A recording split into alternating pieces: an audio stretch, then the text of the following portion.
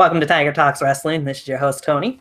And I want to start off by mentioning thank you to anybody who has watched When Worlds Collide that I was involved with from NWF Adrenaline. If you haven't watched it, please, I ask you to go to the NWF Adrenaline YouTube channel. Watch it. It is worth your time. They might be newer and still a little rough in the ring, but it still was a lot of fun to attend and be a part of. Off of that as well, I have gotten from some inside sources a rumor from When Worlds Collide, from a couple companies that were involved in When Worlds Collide, actually, that BCW and NWF Adrenaline may be in the near future merging into one company. So that could be quite interesting for those two Michigan companies to become one. We'll see what happens.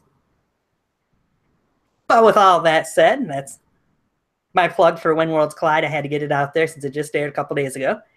And now I will introduce to you my guest for the interactive fan Q&A here tonight, J Joker Designs. Justin, welcome to the show.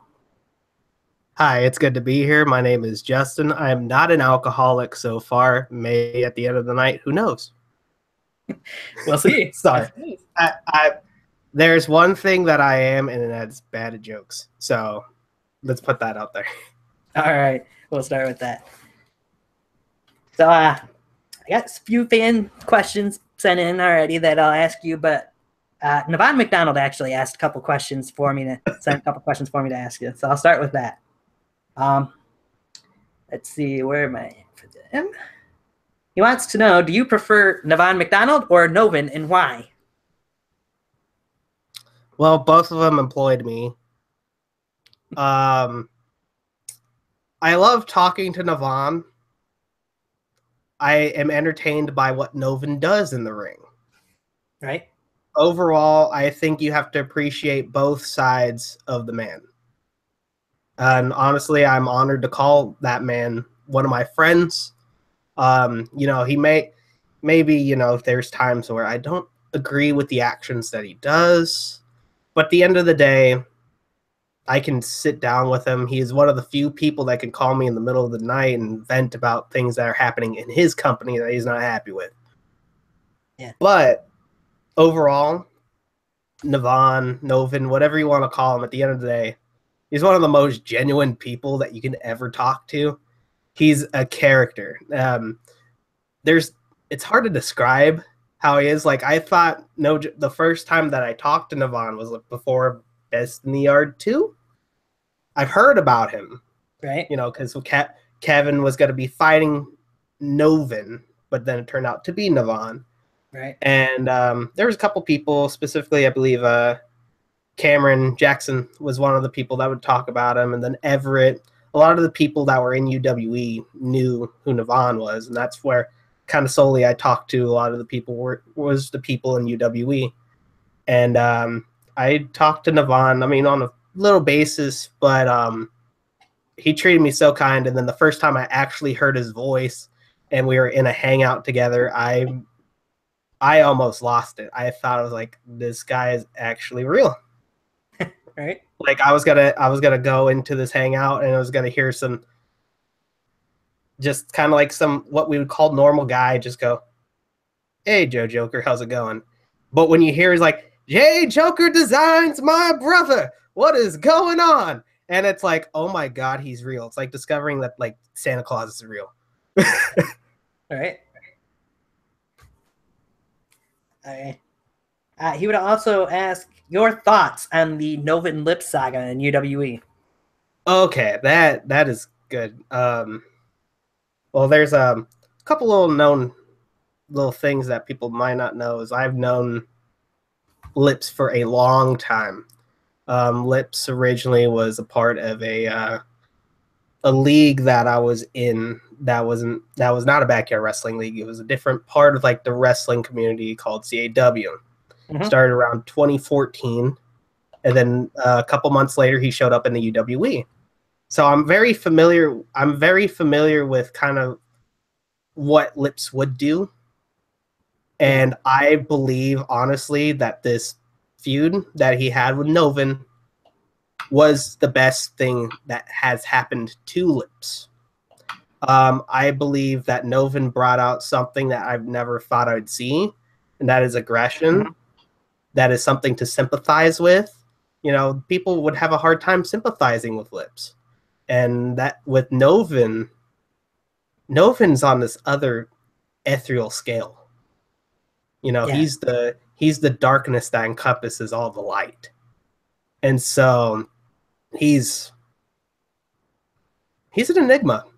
You know, there's very few people that would be considered an enigma, and both of these men would be. And that they're two polar opposites of each other, and then they collide to make this beautiful trilogy. Mm-hmm. I would think of it like going to think about it as like an old time Renaissance painting. You know, the contrast, the darkness with the light would come together and make this beautiful masterpiece. You know, the Buried Alive match, you know, their second match, never been done in backyard wrestling before. And I hope it never happens again, because I do not like seeing people with dirt in their face, in their mouth, in their ears. It'd be kind of like the Sistine Chapel in a sense. You know, it's very beautiful, but it's like you don't ever want to see it recreated again. And then when they did before that, Ultimate Redemption, you know, biggest stage, first time happening, and you knew the moment that they locked eyes, it's kind of they were in this for the long haul, and this might be forever. You know, and it's one of those things. It's like, if it's forever, I'm okay with it. And I believe that Noven purposely brought out the aggression of Lips to help Lips, not to distract him, but to benefit, to show Lips. Because I think there's one thing that the Noven character does in the long run that nobody expects, and that's help people. I mean, look at what Noven did, bring out of Kevin Shaw to Best in the Yard 2, and then last minute flip that switch on him, and it was Naveen. Look what happened with Dustin Reagan. Look what's happened with him now. He's this different being. It's not the Man of War anymore. He's something else. He's a man. You know, that old fashioned saying, he's a man possessed.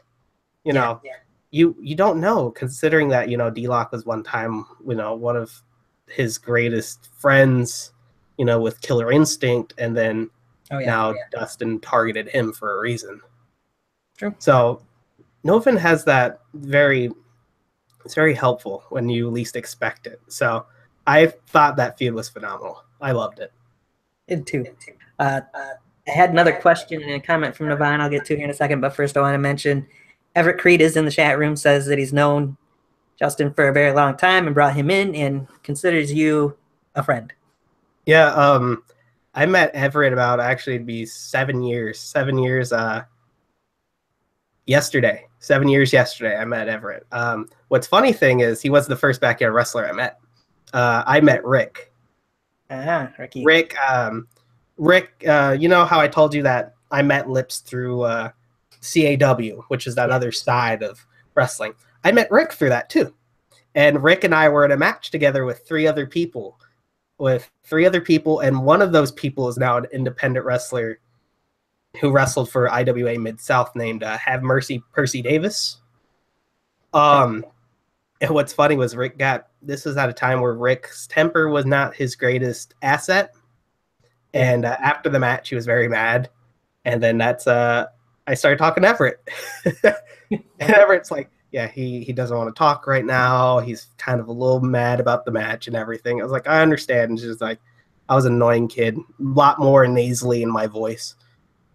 Still have an annoying voice in my opinion. But yeah, I met Rick, and then I met TJ, and then I got along really well with Everett, because Everett, as much as people won't like the man, you know, he's one of those people that is a fan of the business. He knows what he likes. He knows what he doesn't like. Right. He's very, very, you know, he knows stories are entirely needed. He just has that passion for wrestling. That's what I had too, and that's how we bonded. You know, there would be nights where we would be on YouTube. We'd be watching old WWF pay-per-views. Like we watch in your house, the first Buried Alive match with Undertaker and Mankind. Okay, yes. We watched King of the Ring 98. We watched a lot of Undertaker stuff because we both bonded over him, which is funny because Everett messaged me. He's like, look what I got for Christmas. And he showed me it was the Taker Americana t-shirt. And I was like, yeah. I was like, that's a cool shirt. And I was like, I had bought myself the Hardys one a couple weeks ago, but, you know, I was like, that's about it. But no, Everett's one of those people where, man, I don't think my life would be where, you know, I'm right now if it wasn't for him. Because there was a time where I had a falling out with Everett. Everett was going through a lot of stuff. And this is when he mainly focused on UWE. I didn't talk to Everett for about 8 months. And I was like, I needed to make it up for him to lose that lost time. And so I was like, you know, I do graphic design on the side. I could start doing logos for UWE. He's like, yeah, that'd be really cool. He's like, we have Ultimate Redemption coming up. And so I believe Ultimate Redemption 2014 is the first show that I did logos on. And looking back on them, they are so abysmal compared to what I have now. Yeah. And it's like, one of those things is like, you have to start somewhere. And it's thanks to Everett that, you know, I started logos for the UWE. It was thanks to Everett that I was introduced to VTW, and I started doing logos for VTW shortly after Best in the Yard 1. Right. It was thanks to Everett that I started doing logos for BEW/NuW after Best in the Yard 2. Mm-hmm. You know, I met so many people just because of this bond that I had with one person, and not many people know that. And, you know, I consider Everett's, you know, I call everybody my brothers, but Everett's like the one that helped me get off my feet. He was the one that helped me so much. You know, if it wasn't for him, you know, people may not like, you know, what he pulled at Endgame or anything. You know, I may not agree with some of the stuff he does. Yeah. But you can't help but respect for what he has done. Mm-hmm. And he is one of the most coolest people I've ever met. When you are down to earth with him, he will be down to earth with you. You know, the sternness that he has, you know, when he's stern on the camera and everything, when he's stern there, you know, that's just one side that you see. When you talk to him personally, there's a reason why people, you know, like Everett. There's a reason why, you know, Everett goes to, you know, he supports people. You know, even when people don't know, Everett watches. He's still a fan. He's like Naveen, except with not as many questions as like Naveen. I love you, Naveen. Don't take that personally. I know I hear something about it later tonight. But man, I have to thank him so much for everything he's done, and I really do. And you know, talking about him makes me want to drink another drink of Dr. Pepper, not Diet. All right. So off that, get the chance to read a couple more comments from the chat section anyway. Sam Ayala says, Noven brings out the monsters within us. Agreed. Yankee says, Justin is my brother, and that man shows me so much respect and love for me. Thank you for everything you do, brother. You're the GOAT. Yankee, you're the GOAT too. You got to remember that. I always every time somebody tells me you're the man, it's like, well, I'm not in the ring. You're the man for doing what you do. You're doing something that I unfortunately can't do, because if there's a backyard wrestling league in damn near Arizona, the trampoline will blow away 6 months out of the year. Or the ring, depends. But you know, Yankee, oh my God, Yankee is a man that he's so cool. He's so cool. I thought I'd never meet a man like Yankee. Mm-hmm. And you know, he'd call me Joker. You know, hey Joker, yeah brother, you're Mortal Club for life. You know that. And I was like, oh yeah, I know I'm Mortal Club. Yeah, and so that man's awesome. And he has such a great mind for the business. And I know he's gonna do wonders wherever he's got. Whatever roster he's on is gonna have that honor. True. Because he's a family man, he's respectful, he loves what he does. He's passionate for what he does, and he's a hard worker. He does things you would never expect a man of his nature and his size to do. Yeah, that's God, he scares me at times, though. some of the things he does. You I love think him. he hurt himself doing I it. love him. He's a teddy bear. He's a teddy bear. Once you get past the fact that he powerbombed Zach Daniels' girlfriend/wife and tormented him for the majority of the year, he's really nice. Right? Just not necessarily always on screen. Ecstatic also would pipe in and say, yo, I think Ace is amazing. Tell him, thank you for everything he has helped me with. Hashtag standards to you. Hey, I love you. I love you, Ecstatic. You gotta remember that too. He's a down-to-earth man. He's cool. I'm gonna shill him really quick. I've been catching up on Ecstatic Talks Wrestling, where he's been reviewing matches, and you can see the mind he has and how much care he has. And he uses the experience that he's had and he wants to help those. And I think that is cool of him to do. And he's got a platform where he can do it on. And man, those where he was just like, give me a match, I'll review it, I'll tell you what I think. And he's very honest, but you gotta remember he loves this business. He loves what he does. If he didn't love what he was doing, he probably wouldn't do it. True. So I think that's, if you don't love something, why you gotta do it? Yeah. You're just like, I was like, I'm used to it now. It's like, well, you gotta find new aspects of things that you fall in love with. Yeah. Yankee would say, fuck, man, you brought a tear to my eye. I love you, bro. I love you too, Yankee. Don't cry, bro. And Everett says, thank you, Justin. One of the nicest things anyone has said. Yeah, he pisses off a lot of people at times. All right. But he's still one of the coolest guys I've ever met, and he is my brother to the end. Okay, for you guys that are watching, make sure you put in some questions there as well. I've got a few here, but try to take a job from me. No, not happy. Hey, because of Ustalo winning, I get 1 cent raise. There you go. Not entirely true. I'm probably still doing logos for free. All right. So the last question Naveen had sent in, thoughts on the transition from BEW to NuW? I'm one of the few people that known the change for a while because I made the logo for it. Right. When he gave me he's like, Naveen was kind of very against the BEW name because there's a couple other leagues that are named BEW.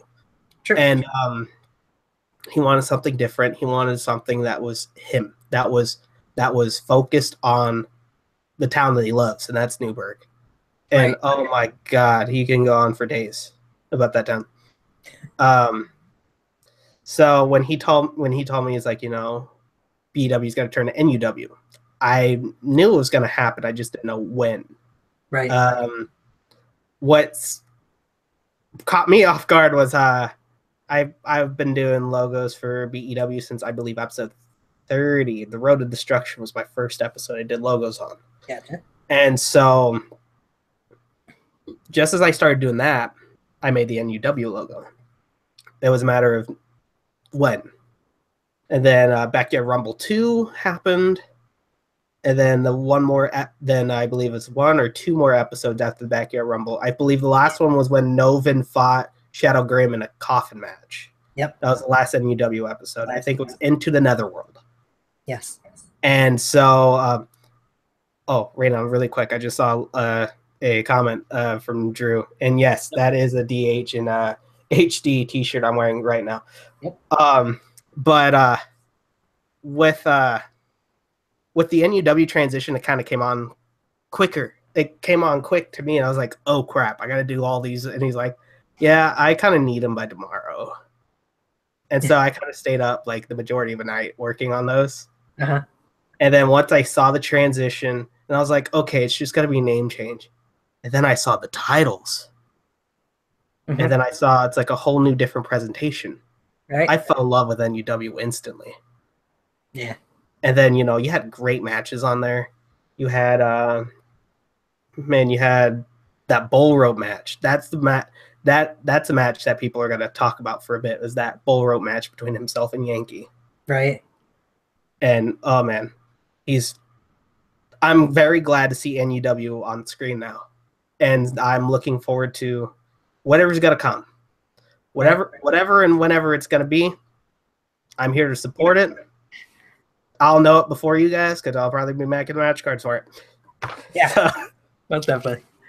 So I'll get to the chats here real quick. A couple things that were mentioned for people who aren't in the live chat, so they'll know what we're talking about. What up, Jay? How you doing, man? King Dominator asks. I'm doing good, King Dominator. I'm hoping you're doing well as well. And of course, as you're mentioning, Drew popped in with Justin works hard to give us logos that stand out in wrestling, period. Or one of my DH and HD shirts to a pro wrestling show. So many, yo, who is that? I want one. Yeah, that's the thing that makes me happy, is when people can wear it like outside of what they're doing and people goes, I want one. And what's funny was one of the other shirts I'm wearing, it's currently in the wash, is I got a couple of shirts. I got an old Tyler Storm t-shirt. Oh, nice. I got an old Tyler Storm t-shirt, you know, remember him before he went all bad son, or before he was the illustrious Tyler Aiken. Yeah. Drew, I always will love this logo. I'll always love the man. And then I have an Ustalo shirt. I have his new one, the Scorch the Earth one, because what's going on with Ustalo is also a graphic designer too. Right. And he's like, you make much better shirts than I can. Can you help me? And I wore that shirt one day out to the mall, and they're like, that's a cool shirt. Is Ustalo the brand? I was like, no, that's the guy who the shirt's for. He's like, do you know the site I can buy one? I was like, oh no, I made this shirt. And they go, that's awesome. Yeah. And like, I wore that to the mall. I wore this one out a couple occasions too at the grocery store. People will look at me. I actually had one person go, I know Drew Hood. Nice. I know Drew Hood. And this is a guy in Arizona. I was like, how do you know Drew Hood? I was like, I know him. He got ran over by the car. And I go, well, yeah. Oh. Nice. That's interesting. People you can meet and what they see and what they don't. You have like no clue on how broad the spectrum has become for when it comes to wrestling. With especially the internet now, it's easy to access. You type in one thing, you go on plethora. There's times where I've had it click on a video and that'll lead me to one that looks interesting. Oh, hang on, excuse me. Where it'll look interesting and then you go click it again. And sure enough, you know, there's people that have stumbled onto VTW, you know, NuW, UWE, maybe DBW, a lot of different backyard wrestling companies. There's more than I can ever name, which was probably, you know, a lot of these weren't around, you know. Thanks to the internet, I think backyard wrestling has really kind of flourished because a lot more people, there's people from like Australia that will watch content from the United States, people from the UK, and vice versa. Like Ecstatic watched a match that was Lucha Libre. That was an actual backyard wrestling match in Mexico. Mm-hmm. And it's like, so it's got a very interesting power. Yes, I would agree with that. And you know, without the internet, I don't think I'd be talking to you right now because Google's a lifesaver at times. True. So Kevin Shaw pops in, says, Justin is the man when it comes to logos. I miss you and your metal arm. I miss you, Kevin. I love you, brother. Loved your episode that you had with Kevin. Kevin is a weird dude in the best way possible. You know, I thought he'd be kind of like this very innocent dude, you know, because at the time I met him was Best in Yard 1 when he fought Aaron. Yep. Oh my God. I will be forever embedded with the memory of my first time talking to Kevin, where he goes, do we go now that everybody's gone? I was like, no. I was like, well, how are you doing today, Kevin? It's like, I'm good. How are you? I was like, I'm good. I was like, Kevin, I'm sadly I'm unfamiliar with some of the things you've done. Fill me in on who you are as a character and everything. Just kind of start like from like the base of the foundation and everything. And so that's when I got talking to him, and I told him, I was like, well, I've broke my wrist in 2015, and so I have a metal rod, a plain 2 screws in my right arm. You can actually see that right there. Yeah. And he's like, you have a loaded forearm? I was like, yeah, I'm like Lex Luger, but a little bit more talented at times. And he's like, dude, we have to get you in the best of the yard to do a clothesline on somebody with your metal arm and pit him. And so that's been the running joke between Kevin and I, has been the metal arm. Right. Drew said, thank you for all your hard work, Brother Ace. We'll buy you a nice seafood dinner one day, and you'll never have to call us again. I know, you guys call me. Right? And yes, I will take that seafood dinner. And you know what? I'll even cover the tip for the seafood dinner. And the least I could do is give you some gas money. Yeah. That's a good question. King Dominator asked, what are your thoughts on GTS and RWA wanting Yankee on their show? Well, I'm unfamiliar with RWA. The only thing I've known him from is Twitter as of late because of Yankee. And GTS, I of course know Grimm. If anybody's a wrestling fan who hasn't heard the name Grimm's Toy Show, and I didn't know that Grimm had his own wrestling league in a sense until about like a year or two ago. Yeah. Well, thanks to Jordan Oliver. Once I heard Jordan Oliver was on there, and I think one where 2 guys went into business for themselves on the show. Yeah. And I was like, kind of like that controversy, and I was like, okay, I watched an episode. I was like, okay, I can see why people watch this and everything. And I think, honestly, if either one of them pick up Yankee, they are honored. Because Yankee is one of those guys, like I said earlier, he's hardworking. He brings uniqueness. He's so cool. He's got a mind that nobody else has in this business, and he's just a great asset to have. And right. he's definitely got to be making an impact in whatever league he's in at any cost. Fully agree. So off the story you mentioned of the person knowing who Drew Hood was, Drew says, well, I'll take the recognition, even if it's because I got ran over by a jackass. Hey, Drew, just to remember, the guy I couldn't remember it was Tyler Storm that ran you over. Well, that should tell you something. At least he knew who Drew was, but Tyler, he didn't. Honestly, I love Tyler. Tyler's a cool guy. I love Tyler. Honestly, with the Tyler Aiken character now, he's flourishing.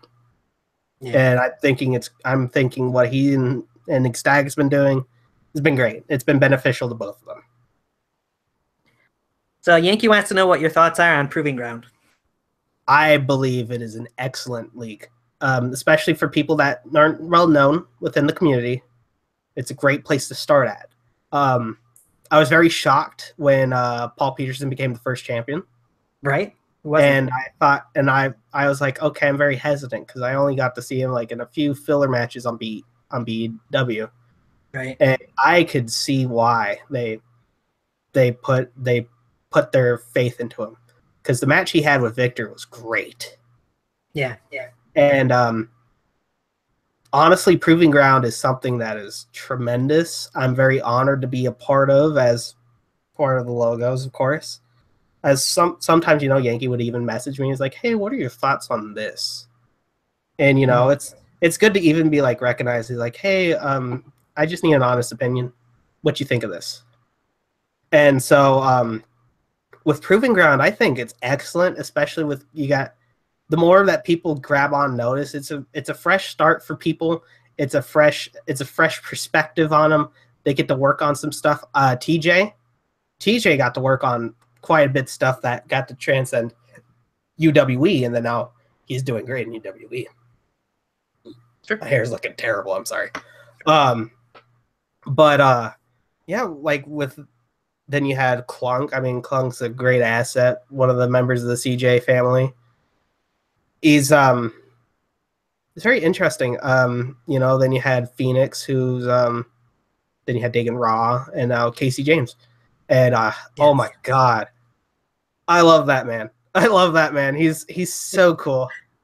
Yeah. You know, nothing but good vibes. Nothing but good vibes from Casey James. Of that, Jason Atlas says, since before I even got started in the UWE, I began watching their content to see what it was all about. I kept seeing that J Joker logo, and I loved it and went on to get to know one of the greatest guys of all time. I love Atlas. I was talking to you before you even got on camera. I talked to Atlas for about a couple hours last night, and just, you know, he's doing stuff. He's doing some new stuff that I cannot wait to see go on screen, and I'm very happy for him. He's one of the most passionate people. He's not afraid to hide his vulnerabilities, but he is passionate about working on the things that he needs to work on. Yeah. He was telling me, he's like, well, I need to work on some wrestling stuff, so I'm going to go do this. And honestly, if you told me the Atlas that was at his first Ultimate Redemption to the Atlas now, you know, actually, I'll go back. The Atlas that faced Black Bullet when he debuted to the Atlas now, I would say no. I was like, unless I see him, you know, put his faith effort into it, and honestly, there couldn't be a better man to have done it than him. He's one of the coolest guys, one of the most down-to-earth guys. And I'm finding that the common trend in BYW is very down-to-earth guys that love what they do. Yeah. And he's my brother. No matter where he moves to, no matter what company he runs the flags for, he's an awesome guy. And people should love what he does. You can see the passion that he has behind every move, behind every syllable that he has in a promo. His entrance alone catches your eye at first, because that was the first thing that he put his focus into, was his entrance. Mm-hmm. And I could tell you there wasn't a person that got to do what he did on a stage like that, and so it's awesome to see. And I can't wait to see what he does. It's going to be great. Yes, it will be. So Samael asked, favorite logos he made. Maybe you can name 3 of them. Ooh. This is difficult. It's like, okay, I'm going to choose my favorite couple hundred children that I've had. I will say Best in the Yard 2 was one of my favorite logos ever. Best in the Yard 2. So much they made like 2 spin-off shirts off of it. Best in the Yard 2. This past Ultimate Redemption with Templar and Everett Crete as the main event. Yep. I love that logo. I was waiting to do a concept like that for a while. Got to do it. And so I got to use Best in the Yard, that, and then I'll give you a VTW logo. Okay. And it's this past reunions, which was the 80s themed that I got to do. And oh my god, it is such a hassle to make 30 name things for 30 entrants. I bet. But man, it's worth the effort when you see it on screen. I was like, that's never been done in backyard wrestling. That looks cool. I was like, yeah, that looks really cool. I'm glad I did it. Because people are going to go, wait, who's that at number 4? Wait, who's that? And it's like, you need that. It's like WWE does it for a reason, so you know who's coming out. Right. So maybe some surprises. So we got another question asking, how did you hurt your wrist? It is the most pathetic story I think I could ever tell. I fell off my bike on my way home to college. It sucks. I wish I could say, yeah, I did it. I did it after taking a ring post bump or anything. No, I broke it off my bike. All right. I'm so ashamed. They got their answer anyway. think If the worst WWE thing hired too. you to do all of the logos for one superstar only, your choice, who would you pick? This is coming from Jason. Okay. One person that I get to do the logo for. I honestly think I would do something that is much needed because I'm sick and tired of his t-shirt designs. Is Dean Ambrose. His t-shirts Nice. suck. His t-shirts suck. I think the last good one he had was the one was like the explicit content, like Dean Ambrose like unhinged or something. Thought that one was cool. His other ones suck. Like his like no good Dean Ambrose, and it's like that shirt sucks. Like then he had that Jack Daniels one. I was like, okay, that one looks cool, and I was like, it sucks. It still sucks. Cover a turd with sprinkles. It's still a turd. DBW wants to know what you think of their company. From what I got to see, I've only got to see Danger Zone, All Hallows Eve so far. I'm enjoying it. I love the atmosphere. The atmosphere is very good. I love it that in fact takes inside that the ring is not as tall as the ceiling. Yeah, right. Love Casey James. I got to talk to Adam Anderson. And Adam Anderson was very nice to me, very generous man, and he was a cool guy. I haven't talked to Mr. Judgment yet, which I'm shocked to say, but I probably will be hearing something now they've said it. Okay. So, but overall, I enjoy it. You know, there's gonna be times where, you know, not everything I'm gonna enjoy, but your job isn't to please me; it's to please the majority of them, to do what you want to do. You know, it's gonna be your story that you tell. It's not. I don't have to like the story that you tell. I have to respect the story that you tell. Yeah. All right. Samael would like to know any BYW wrestlers you haven't made logos for that you'd like to. Ooh, that's tough. Well, I'm not very too encompassed in the backyard wrestling scene. I watch, you know, UW, VTW, and NuW, DBW now. I mean, I did logos for like a couple leagues when I first started, but I never heard anything after them. After they got it, not a thank you or anything. It's like cool. I think Cameron and Jackson went off on them once, which was funny. Nice.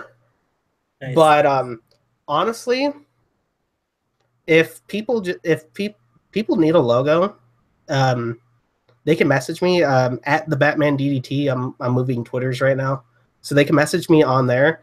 If they want to inquire, they can commission if they wish. Which, you know, kind of like similar to DeviantArt. Just give me an idea of what you want. I'll work within the time that you need it. I'll try to get it to you as soon as possible.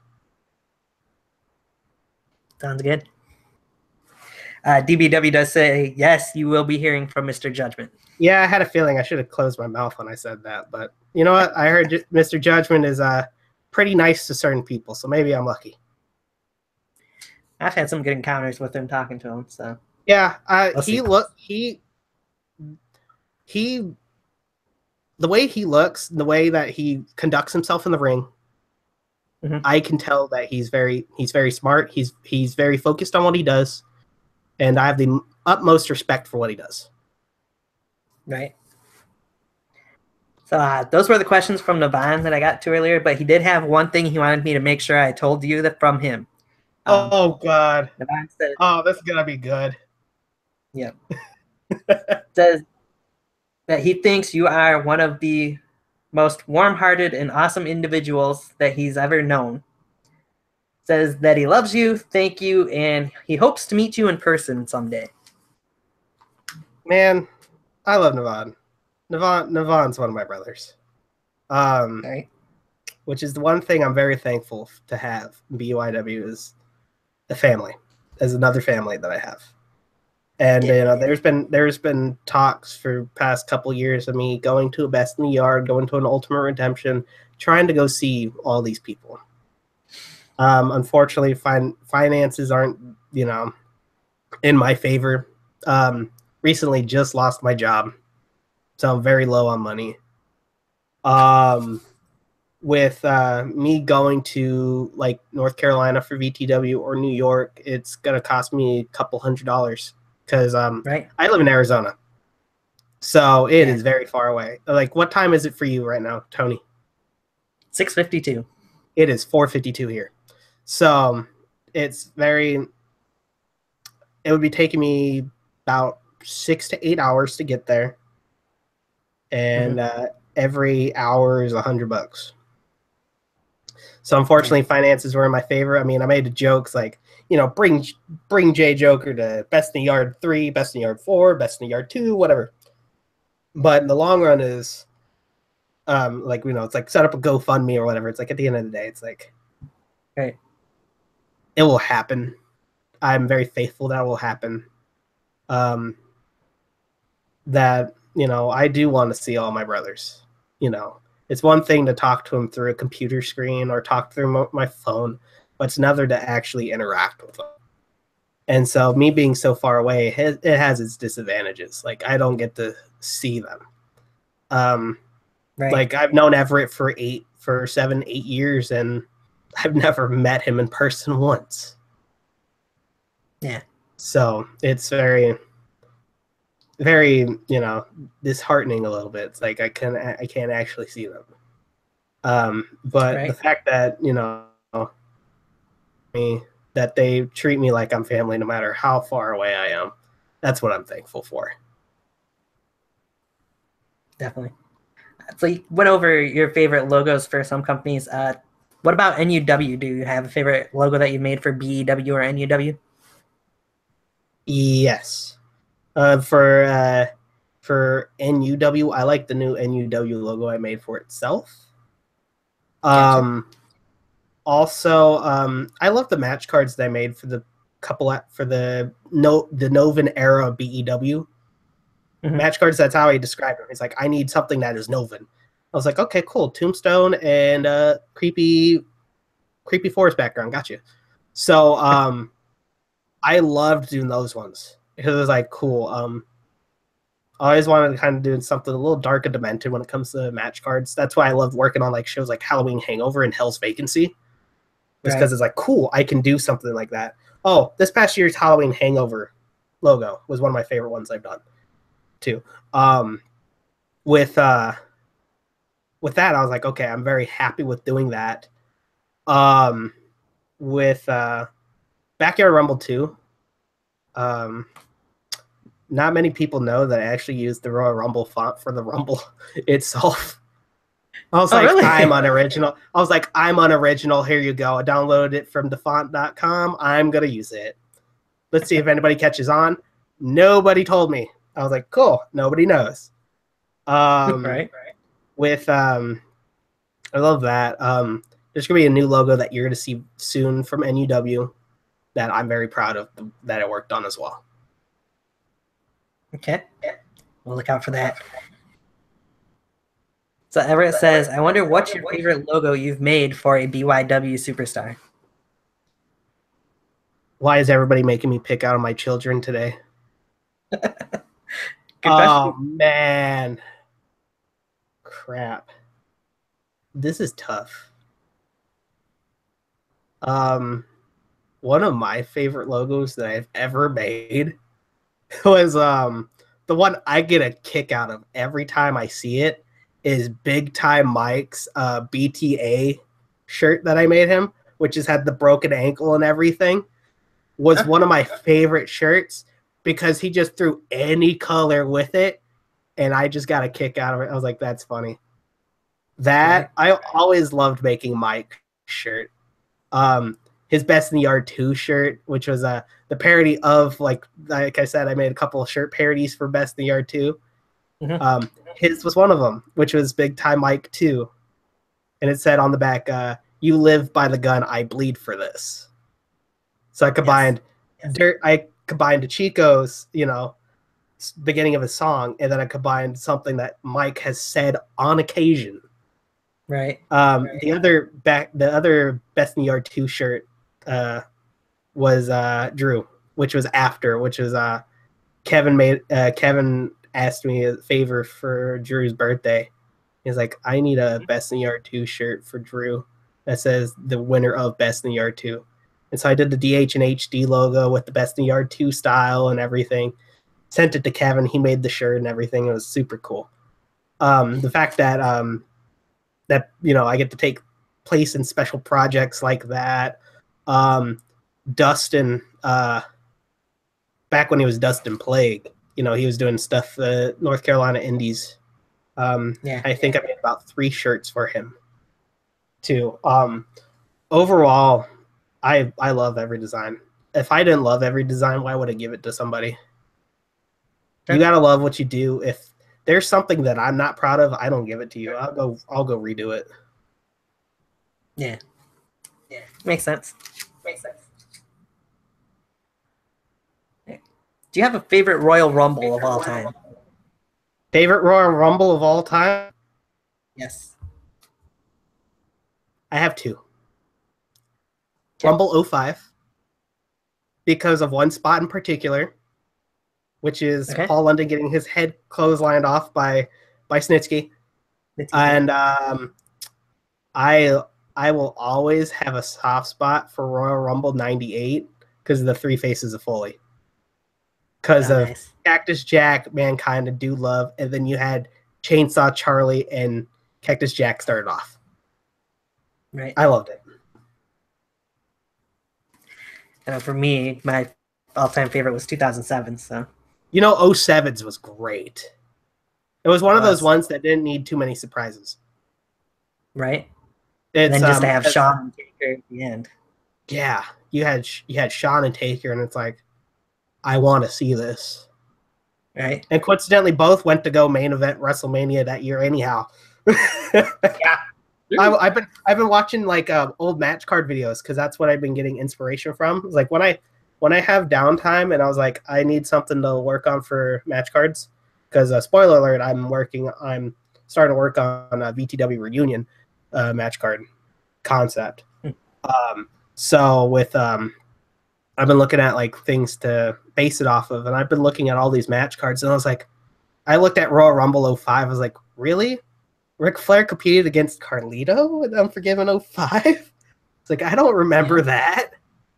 And I was like, I remember Cena versus Angle, but not Flair versus Carlito. Yeah. And then it's like, and then I'll go look through like the following year, and it's like Unforgiven 06, which is one of my favorite pay-per-views, which is Edge versus Cena TLC in Toronto. Mm-hmm. You got DX versus the McMahons in Hell in a Cell with Big Show, which was the 2-on-3 handicap. Orton versus Carlito, which was an underrated match. Trish's last match, which then coincidentally, like 2 months later, was Lita's last match at Survivor Series 06. Right. Like, so that's where a lot of the times I'll get my inspiration from stuff that I like to see.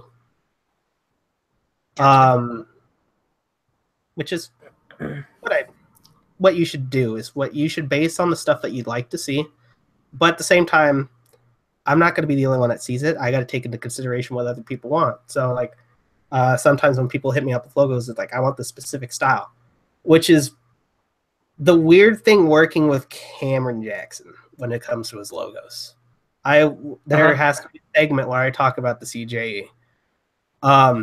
With his logos, he is so damn particular with how it looks and how it is. That's how you know he cares. And when he loves it, you know he loves it. So with the CJE logo, like when I first started going, like 2015 to now, when you see like the first CJE logo, and then you see like the current one, which is that plain simple white circle, white font, then black background, depending on what he uses it for. So it's he's a man of particular taste, which is honestly, you got to work with people like that. And I'm very grateful to work with him. and he's very real. He's very down. He will tell you if it sucks, it sucks. He knows what he likes, and honestly, Right. he's like I don't mean to piss you off, and it's like, no, you're not pissing me off at all. I need to hear this so I know what you want. Right. So Definitely. working with people like him, is very good. It's like you gotta realize it's like, okay, I'm not wearing this. He is. You need to figure out what he wants. Yeah. So, yeah. I mean, I love him. So Yankee says, "Are you working on Yankee's indie logos?" Of course, because you're the best. Yeah, of course I am. I just don't know what he wants yet. Then we kind of a little different. What was your first BYW logo ever? Jason Atlas says. I have a feeling it's Everett's, but I'm very curious. I think legitimately the first one that I ever did for Backyard Wrestling was Ultimate Redemption. Was the first Ultimate Redemption. Was that first thumbnail. I worked on that, and then I was like, Everett handed me a list of people that needed nameplates, and I was like, okay, do you want actual nameplates, or you want like kind of like the old kind of way the WWF used to do them, like back in the early 90s, which was everybody had their own logo. It's like, oh, everybody has their own logo, and it's still stuck to this day. Like, you would go Raw 93, and you see Doink the Clown come out, and you don't get a nameplate or anything. You get just that behind on that screen of the A, you see Doink's logo. I remember playing WWF Raw on the Sega Genesis. Yes, I am old. I'm 21. I did have a Sega Genesis at one point. Where each character you scroll through, you saw their logo. Like, you see Luna Vachon's, Bam Bam Bigelow's. Then you go to like in your WWF In Your House on PlayStation 1. You see the British Bulldog, Shawn Michaels, The Undertaker. You get to see these logos. Like, okay, each logo tells me what the character is about. So you have to figure out what the character is about and make the logo from there. And so over time, it's gotten easier. But with the people first time making logo for, it is difficult because you got to figure out like who the character is, what would complement, like what color scheme would best suit them, and you just got to kind of figure it out from there. Right. So another question I had sent in asked if you had any favorite BYW theme songs. Oh man, I have too many to count.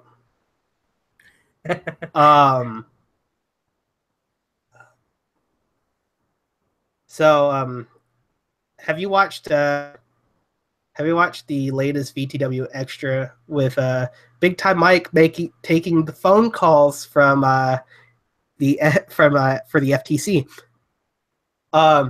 Mike's new remix is one of my favorite remixes I've ever heard. All the ones for I liked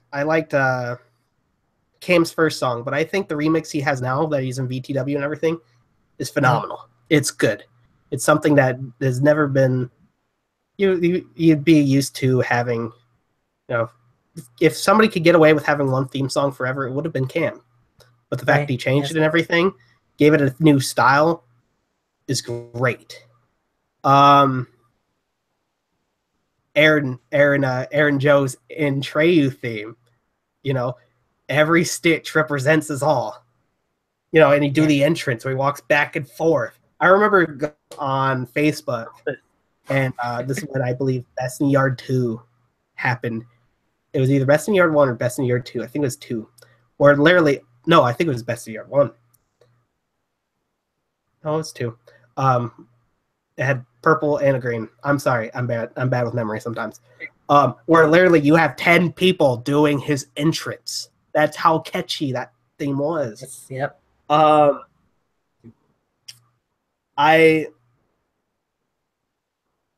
I'm so used to Everett having the night.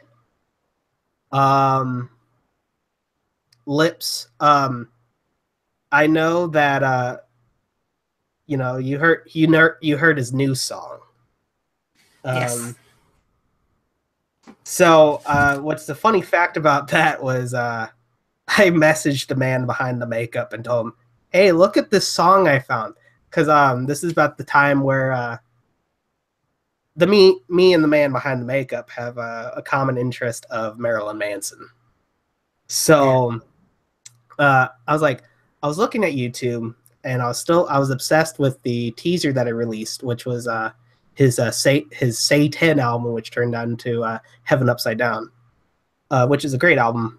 But if you're not into the heavy, stuff, I understand. Yeah. I was looking for the song and everything, and I came up upon the song, and it's like Marilyn Manson, and it had this electronic vibe to it. And it's like, oh, this is not Manson, this is Mr. Strange. And I typed it up, and that was the first song I found. And oh my god, I messaged him. I was like, "You're using this now. You have no choice." And he goes, "Oh my god, I am." And he started using it. Nice. I love that song. Man, Rick's song, "Badass" by Saliva, will get you pumped up.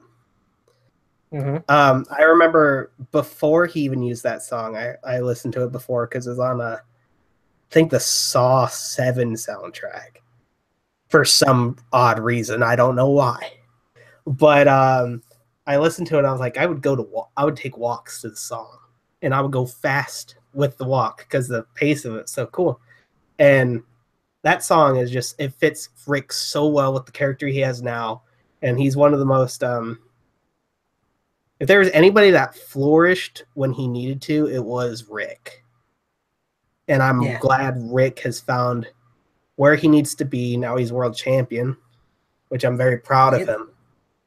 And I can't wait to see what he does next. With that,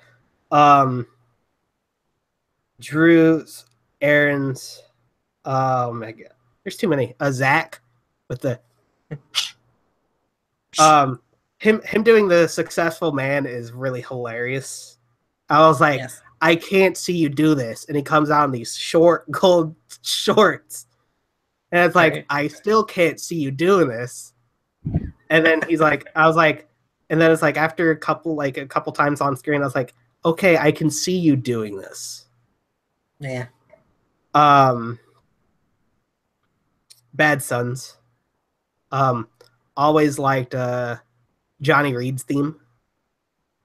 Jordan Oliver's theme. Clunk.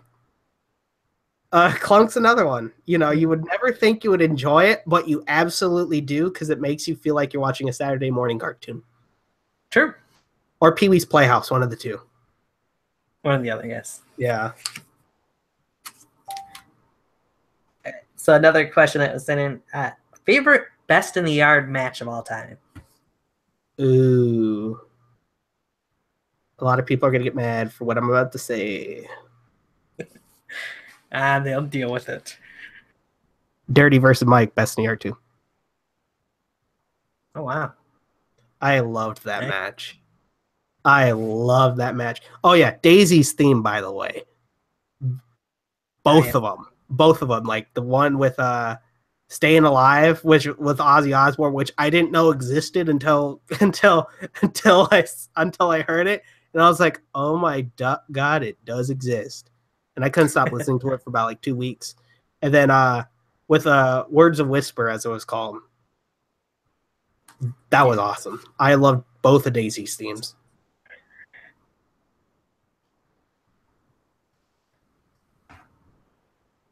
But yeah, you were saying why that match was your favorite match, best in the yard history? So the reason why Dirty versus Mike was because it was the ending itself told such a story. It's like Mike going to a level that you would never expect him to go just to win. And, and Dirty being the kind of guy that would be willing to sacrifice anything to save somebody. Right. And it's somebody that he doesn't even know. And he's just like, fine, I quit. Don't do it. Please don't. I'll quit. There's that match. Drew versus Mike, best in the yard 1. I would say, Drew versus Cam, best in the yard 2. I would also say for Best in the Yard 3, Cam versus Cage. Yeah. I'm one of those few people that didn't know about KPW until after I talked to Mike. Gotcha. And so I was one of the few people that didn't know who KPW were. And then I knew Cage. I got to talk to him on a few occasions. He's a really nice guy too. Yes. Very happy for what he's doing. You know, couldn't have happened to a nicer guy. Right. Also, a very scary scene to watch was the Senton from D-Lock and Best in the Yard 3. He goes higher than my room stands. So that's high. Yeah. Mike versus Rick. That is the one match I will admit I bawled like a baby after. Because I love Mike. Mike and I share a common bond to something besides wrestling as well, which is awesome. Which is I don't know if he wants me to tell or not, but he wants to be in the education system. He wants to help people learn, especially history, and that's where I want to go too. And so we would talk about this. And when I saw like, you know, he had to retire and everything, I was like, oh man, I did not want to see this. Yeah. I was like, I did not want to see this. I love Mike. I love Rick. But oh man, that was tough. And then Yankee versus Zach was well worth the wait. Oh yeah. Oh, all the matches from Biddy 3 were good. I enjoyed them. Right. Even the ones I wasn't sure I would enjoy. I would say one, please don't take it to heart. I wasn't too fond of Jamal Payne versus Evan Blake at first. But I think that's because it had the least amount of build out of some of those matches. Right. But I thought they did good. I enjoyed it. Yeah. So Everett said about that Mike and Dirty match, he couldn't agree more with you that it was his favorite Best in the Yard match as well. it told such a brutal, grotesque, and somehow like very it was very interesting to say the least when it comes to this story. Right. You know, like you knew who you were supposed to root for, you knew who you weren't supposed to. And Sure. both those men did a phenomenal job with the roles they were given. Yes. Mike always scares the crap out of me when he's bleeding. Right. Dirty just scares the crap out of me in general. Right. But overall, that match was great. And I thought they if there's gonna be one match that is gonna be recognized for a while, it would be that match. Yeah, I'd agree. Atlas would say, I filmed that match actually horrified. Also, my favorite Best in the Yard match, the best and scariest seat in the house. I wouldn't have agreed more. That's probably the most accurate description of that.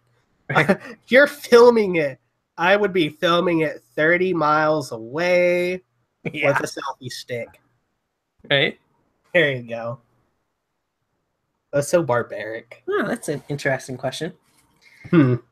Everett wants to know, what was your favorite match from UWE, BTW, and NuW? Okay. Favorite UWE match. I hate him so much right now. Hate him so much. Favorite UWE match would be I personally enjoyed Creed versus Rios at not last year's, but the year before's Ultimate Redemption. I enjoyed that. Nice. There you go. I'll stroke his ego a little bit. There you go. Are you happy, Everett? But I would say Cameron Jackson versus Rick Rios, their last Abomination match. Nice. VTW. VTW is weird. Personally, when I think of VTW, I will always think for some godforsaken reason, I will always think of, oh God, I don't even know if I want to say it. I would say Kevin, Drew, Dustin, and I know that there's one more person, that very fatal four-way. Oh no, Dustin wasn't in that. Was he in that one? No, it was the very fatal four-way between Drew. I know Drew and there's three other people in there. I totally forgot. Oh my God, it's so long.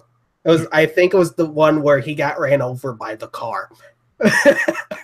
Gotcha. It was immediately after he got ran over by the car. NuW. I love the bull rope match. I really do, but I'm going to think of Day of Destruction 2, Darkseid versus Noven. Oh, yes. That's got to be one of the defining moments of BEW, would be Noven versus Darkseid. Right. But NuW, since they've only had one episode so far, I can go with the bull rope match. Sure. So, there you go. So off that, Yankee says, can you find Ev's neck? Love you, Everett. Look, when there are archaeologists trying to find dinosaurs and Everett's neck, I can't do that job too. There you go. Samuel asks if you have any thoughts on KWA. Unfortunately, I have not watched them yet, but now he's mentioned it, I am going to have to watch them. So tune in a couple weeks on Twitter when I go watch it. Who knows? I don't believe they haven't uploaded in quite a while, so. Hey, but I love what Samuel does. He's cool. I love the look he's got.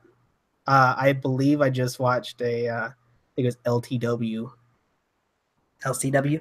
Yeah, LCW was LTW was a company I made a logo for that I never heard from again. They were in Tennessee. Forgot. LCW. There was that Fatal 4-Way where Atlas was in there. Yep. I literally just watched it like half an hour ago. So I watched that. I love the way that his character looks. I can't wait to see what else he does. He's cool. Yeah. Well, he's currently a champion in DBW too. Spoiler alert. Oh. Hey, thank you for the spoiler alert. Now I've got to watch again. All right. So guys, make sure you're putting in more questions and comments in there. I'll keep going through them. Yeah, just even ask me like random ass questions. I'll probably answer them, sadly. So since you're kind of talking about Best in the Yard 3 there a little bit, I'll get your opinion on this since I asked just about every guest I've had on here. Did you think that Yankee and Zach were the rightful two to be in the main event, or did you think Kim and Cage should have been the main event of the show? I can go both ends of the spectrum. I understand why Yankee and Zach were, because they were the first match to be built for Best in the Yard, which is usually your first match for a pay-per-view is built up is in fact your main event. Yankee and Zach were, so that kind of makes sense that they'd be the main event. Right. Cam versus Cage, I mean, as much as a high profile, you got to remember other high profile matches that didn't main event. Rock Hogan. True. Any Triple H versus Taker match. Mm-hmm. Any Shawn versus Taker WrestleMania 25. Right. You got to remember that sometimes the main event isn't the main event. True. However, the build for Yankee and Zach well deserved that spot. I agree. If anything, Best in the Yard had two main events: Cam versus Cage, Yankee versus Zach. Yeah. Look at it that way. WWE got away with the pay-per-view having three main events. Best in the Yard can get away with having two. Right. Fully loaded 2000. That's true.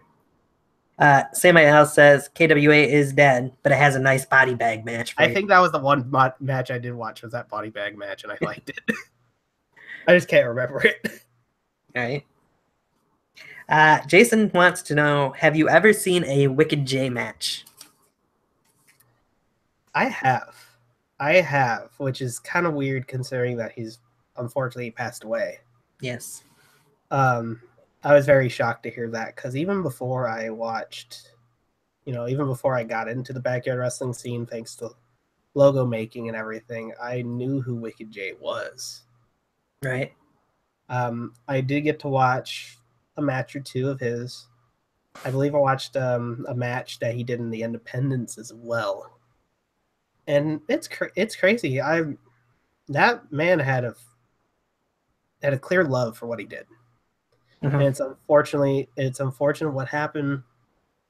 Thoughts and prayers still go out to his family, to all his friends, as well as his fans, anybody that he's interacted with, because yes. He was a good person. He was a great performer, Mm-hmm. and I enjoyed him.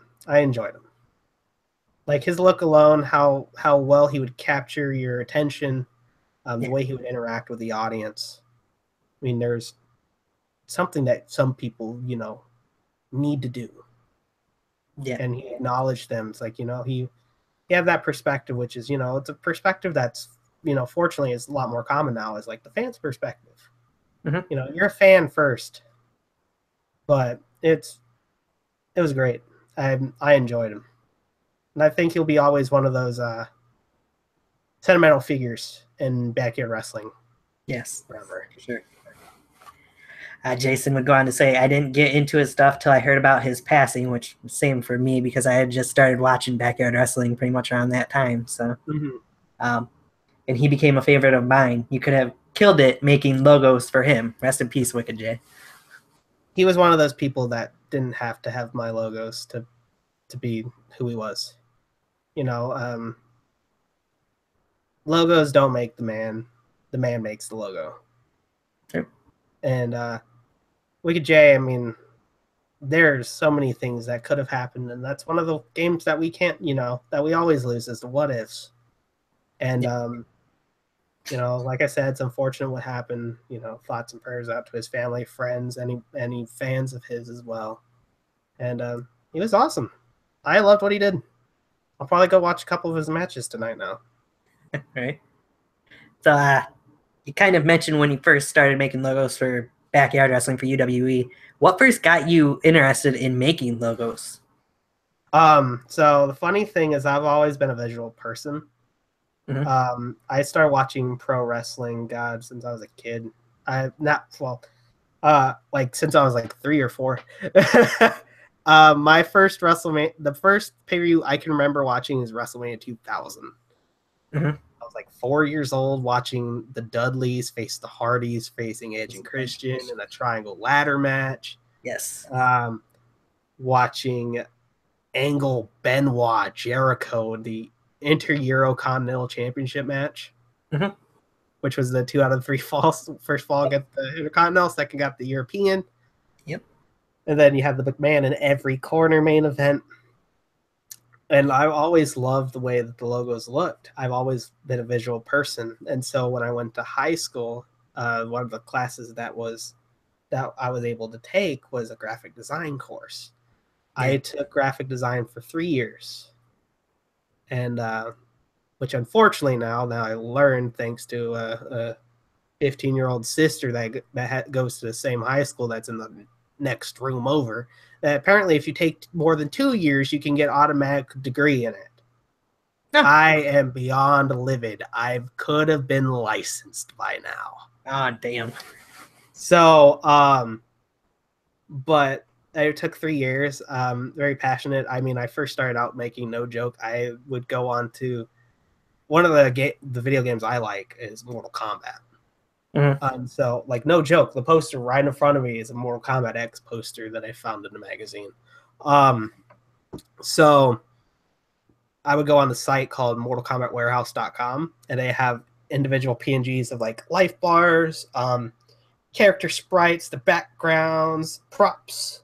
And so I just make collages of all that. And I was like, okay. And then at the same time, I was like, oh, but people have been making edits of like certain stuff for Mortal Kombat. I was like, okay, so I'd edit certain cutouts and such as well. Right. And then over time, the various projects and everything. And then I was like, well, I've never made any wrestling logos. And, I was I had Photoshop on my computer, and I was just like, I don't know if I'm ever going to use it on my spare time. Mm-hmm.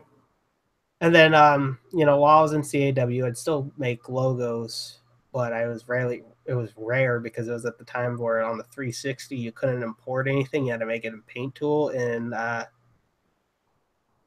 James Ellsworth once said, a man with two hands has a fighting chance, not against Paint Tool in WWE 12 and 13. Nice. So that was a no-go for me. So it wasn't until I talked to Everett again. Mm-hmm. And I was like, well, I've never made wrestling logos on Photoshop. Mm-hmm. And I was trying to figure out a way to kind of like make up for, because there's some bad shit happened between us. And I wasn't very fond of my part. And I was mostly, the blame was on me. I didn't know what he was going through at the time. And I took the most sophomoric approach I ever took in my life. And I'm very, regretful for that. Mm-hmm. But at the same time, you can't wish those mistakes didn't happen, because, it's how you learn from the mistakes and how you recover from them that makes you who you are. This is exactly what I told Atlas last night. He'll tell you. I told him, like, dude, I want to make this up to you. I know that you're still doing UWE.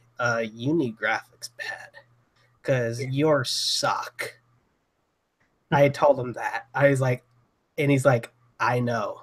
Do you know somebody that could do some? And I was like, yeah, me. I'll start Ultimate Redemption. Right. And so I think I sat about 8 hours with him in a hangout, coming up with ideas and then working on them and then sending them to him. Nice. And then shows turned into T-shirts, turned into logos for individual characters. Then one of the things I'm very proud of that VTW has done, going on sidetrack, is I finally get to see a logo that I made on a title belt. Mm-hmm. That is fucking weird. I don't know if I'm allowed to cuss, but there's an F-bomb there. Seeing a title belt with a VTW logo that I made on there is weird. It's very surreal. I'll come out of my room. 21-year-old man, unfortunately lives with his parents. Go, Mom, look, there's a logo I made on a title belt. And she goes, where's that at? And I was like, North Carolina. And she's like, you know people from North Carolina? I was like, yes, I know people from North Carolina, Mom. How do you do that? It's a very powerful place, thank you. Right? And she's like, that's cool. And then, I get these shirts in the mail. Like, I have Drew's on right now. I have Ustalos. I have a Tyler one. The only unfortunate one is Tyler's is the only one to suffer a fate, which has a hole in it that I can't ever sew up because it's on the seam, so I can't wear it. Yeah. So, but seeing, like, me getting, shirts in the mail means, people just, like, thanking me, seeing them on titles. It's like, that's the thing. That's the reason I do it. I see it, and then I get to see people's reaction to it. I get to see something that not a whole lot of people can say. I bet I'm the only one in my high school to go, hey, I make logos for a backyard wrestling company. And I go, cool story. And then I'll go, I have title belts with my logos on them, assholes. And they go, oh, that's cool. 10-year high school reunion will come up in about 6 years. I'll rub it in their face then. There you go. Were your logos on title belts? I think not. Oh, you work for NASA? Well, I have a logo on a title belt, so suck it. You definitely. Back to that Wicked J part, Jason wrapped it up by saying, but backyard wrestling companies started putting out tribute videos, and it started getting me real emotional because I struggle with the same issues. Yeah, I mean, it's sad to see until a person's passing how many lives that they've been truly a part of. Mm-hmm. Well, that could be said for any celebrity. Deaths that I took hard this year were Chris Cornell and Chester Bennington, and like seeing like everybody go out to that. You know, you don't. Unfortunately, you can't. You know, show the person while they're here. It's like, hey, look at how many people you've made happy. Yeah. The tribute videos, and like that's one thing. It's like, you know, there's somebody fighting the fight that you're fighting. Right. And that's how I have to look at it too. I have my own issues. You know, everybody's got issues. Everybody's got their own personal problems. And the one message I always convey is you're not alone. You have you will always have support from me no matter what. You know, as a fellow human being, it's the least I can do for you is give you support in doing what you do. I mean, I wish somebody could say some of the stuff that I know now when I was smaller, when I was in high school, when I was in middle school. Right. You know, but at the end of the day, you just gotta look that everybody's fighting a fight, and you're not alone. Sure. There we go. That got very sentimental there. Yeah, I gotta get a little bit in there. Yeah. And there goes the emotional part of this podcast. You know, we thank you very much. Yep. All right. So another fan question sent in: who do you want to see face off at Best in the Yard for? Ooh, that's tough. Well, I think before I say anything, I do have a special surprise arranged for you. Oh, if I can get it to work. Okay. Which I don't know if I can. All right. Let me see if I can. Yeah. If I can find it, because I have so many I'll tell you, I have folders for the following. All right. Best in the Yard, Big Time Mike, Cameron Jackson, Everett Crete, cutouts of backyard wrestling superstars, DH and HD, the FTC, King of the Yard 2017 had to have its own. It was the most logos I've done for a show. That was 100+ logos. Ooh. The Murder Club have their own folder. Miscellaneous. I have a miss folder. I think there's everybody that has a miscellaneous folder. Yeah. NuW/BEW. Proving Ground. Tyler has his own. UWE and VTW. So they have their own folders. So I think I found it. Let's pray to the Lord above that I can get this to work. Come on. Let's work. Yay, technology. Technology is like the worst thing to happen. Right. Does it not want to work? Come on. Custom overlay. You know what? I think Google just secretly hates my guts. Yeah, you know what? Let me do it the other way around. Which is me, unfortunately, not going to be able to see anything for a short bit. Okay. You get to get a sneak peek of how I do stuff. Oh, nice. Which is a Tiger Talks Wrestling exclusive. Yes. So yeah, let me do it this way. Always good to have exclusives. Hey, you gotta have exclusives. You gotta give them a reason for people to come here. True. I agree with that. So I think now that I got it all set, I think I can screen share. Okay, you can see my screen, correct? Yes, sir. All right. Best in the Yard 4. Ooh, very nice. Yeah. So there's the logo. Honestly, this was one of my favorite ones I did. It was the one that I did ask a lot of people for opinions on. Really? Yes. I had a hard time because I had the basis down for a while, And I have to start it early because during the summer I'll always get piled on with shows like Ultimate Redemption, VTW Mania, so I do try to get them done early as possible when I know stuff. So okay, now we can go back to our scheduled programming. With Best in the Yard 4, who I want to see. That's tough. I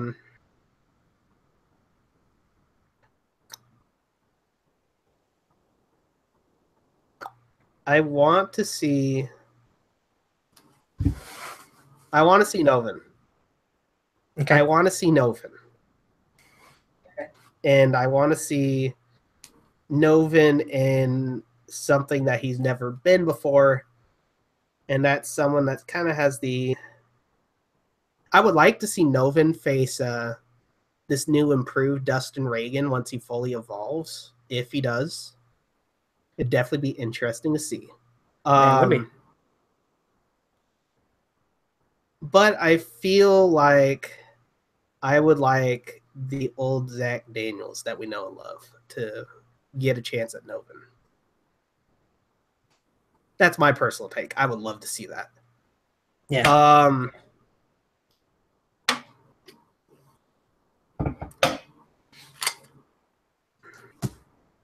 There's one match that was originally supposed to happen at Crossover Crisis that never happened. True. I think you know which match I'm talking about. Oh, probably. Yeah. Does the name Jason Walker ring a bell? Just a small bell. That's all. Just a small bell. Yeah. I felt like I felt. Oh God, I can't do that to him. I shouldn't be about to say anything, but I feel like that him and Everett need to do something. I feel like there's too much tension not to capitalize on something. Because I know about the behind the scenes stuff that happened. Yeah. You know, the man behind Jason Walker has his side. You know, Everett Crete has his. Sure. Yes. There's both sides. I feel like there would be fictional monopoly money to be made because, you know, backyard wrestling does not, you know, we should make money because these people that do it deserve it. They do. I'd agree. That, you know,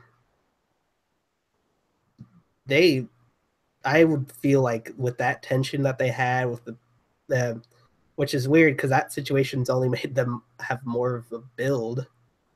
Right. I would love to see Yankee get to do something.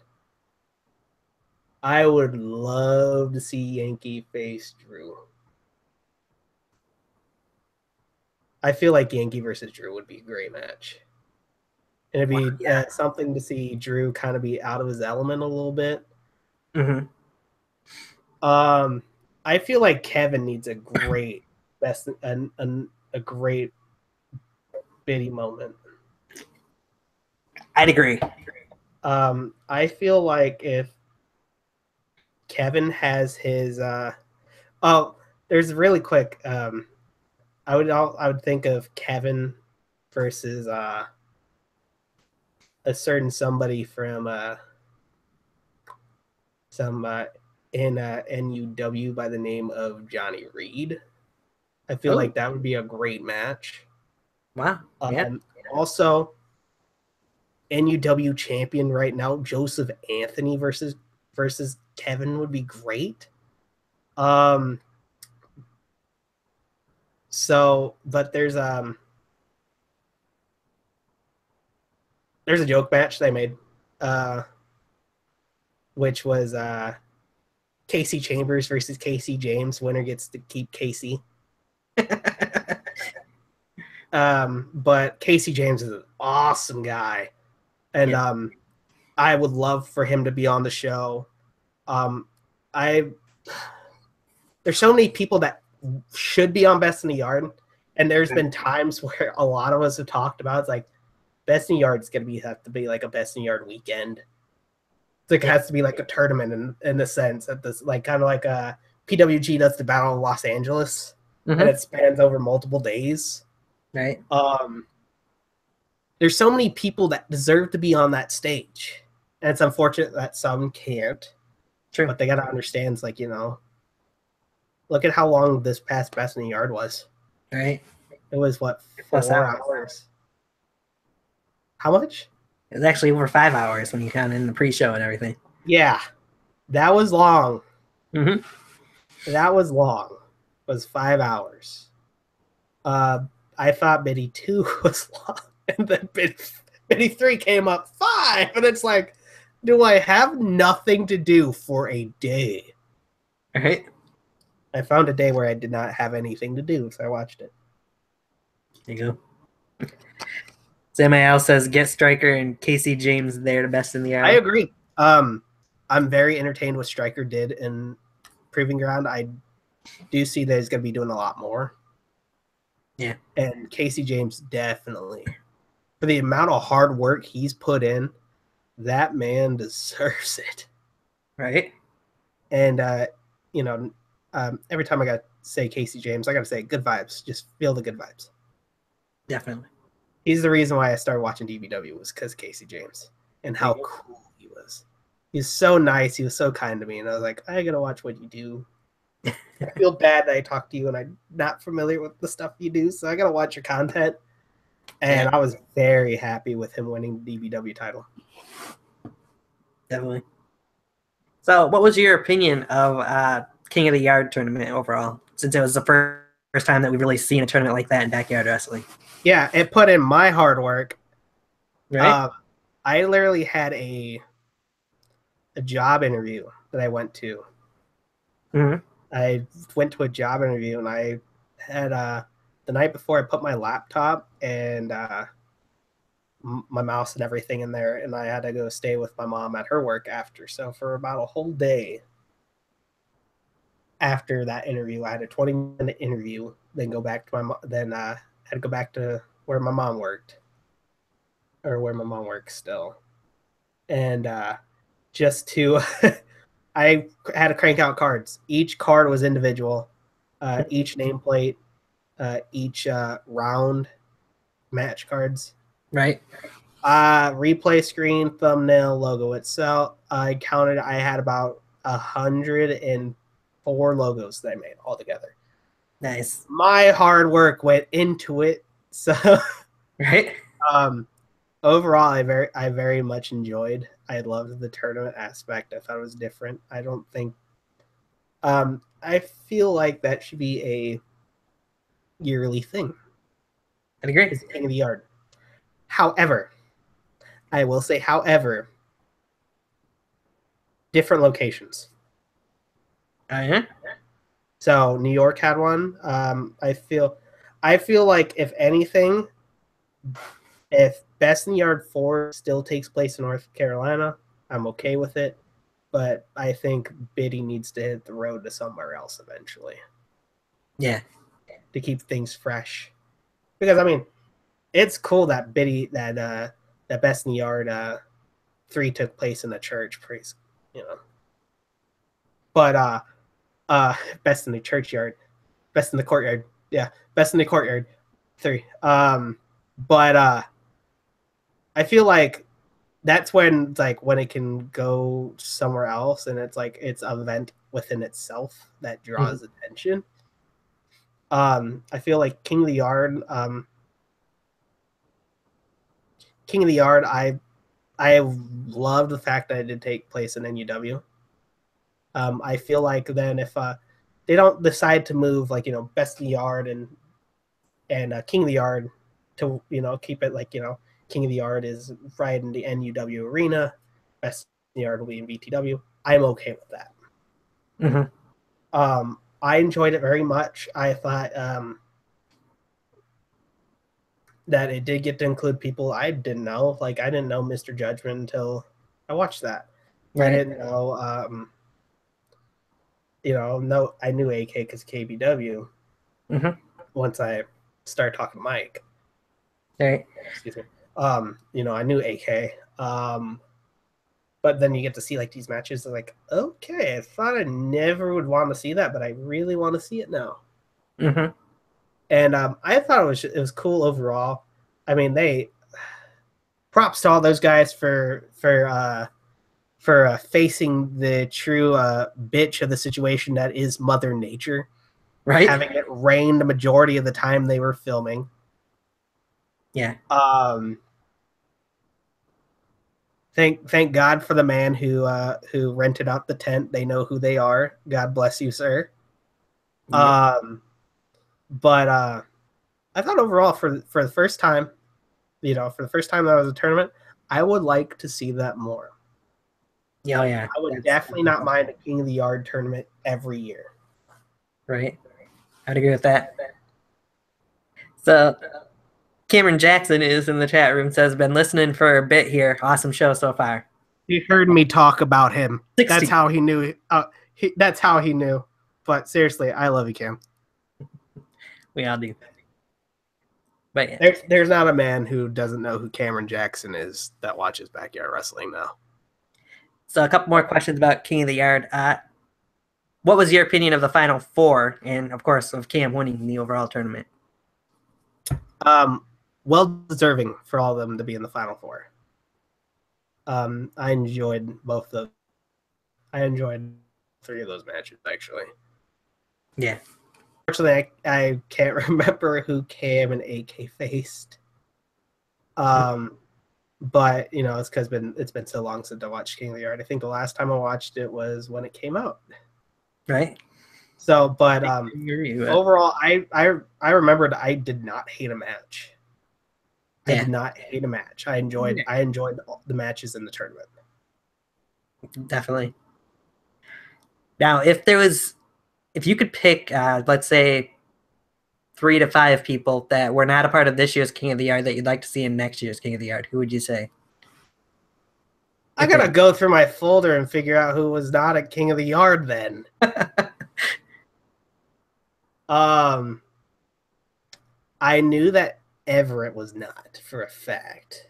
Right. Because he told me why he wasn't there for a fact. I felt like Everett would be definitely one of those people. If he wasn't retired, Mike. Oh, fucking Lord, yes. Big time Mike. King of the big time yard. Yes. Just has a ring to it. Just has a ring to it. Man, who else? Oh man. So I got Everett, I got Mike. I feel like a person that should have been there, I do not know why he wasn't, was Victor Van Pelt. I thought he would very much been an interesting wild card in that. Right. Especially because during the time they were also doing the Proving Ground stuff. Yeah.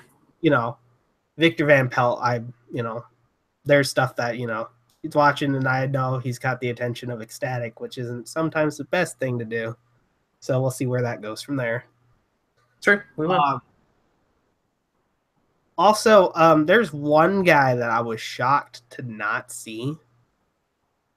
And no, he was there. He was there, I remember. I felt like maybe the alter ego of this man was there. Oh, no. Jason Atlas wasn't there. No, Jason Atlas wasn't there. Atlas needed to be there. I felt like he would have been having some great matches with people. Just so many people that, in my opinion, should have been there that weren't part of it. Yeah. And that's the sad thing too. It's like kind of going back to what Best in the Yard has. There's only so much room for there. Right. And Atlas says Samael. Yes. I would love to see him there too. I would like to see the mix of the veterans that we know with some of the people that we are starting to get to know. And I felt like King of the Yard did some of that, but leaves much to be desired. Which isn't anybody's fault. That's just, me being a fan. Right. It's just there's much to be desired. That's why I felt like, if they could do another tournament sometime, that'd be awesome. Yes. Two other names I would mention that I'd like to see involved in King of the Yard next year if it happens is D-Lock, for one. Yes, him and his damn toaster.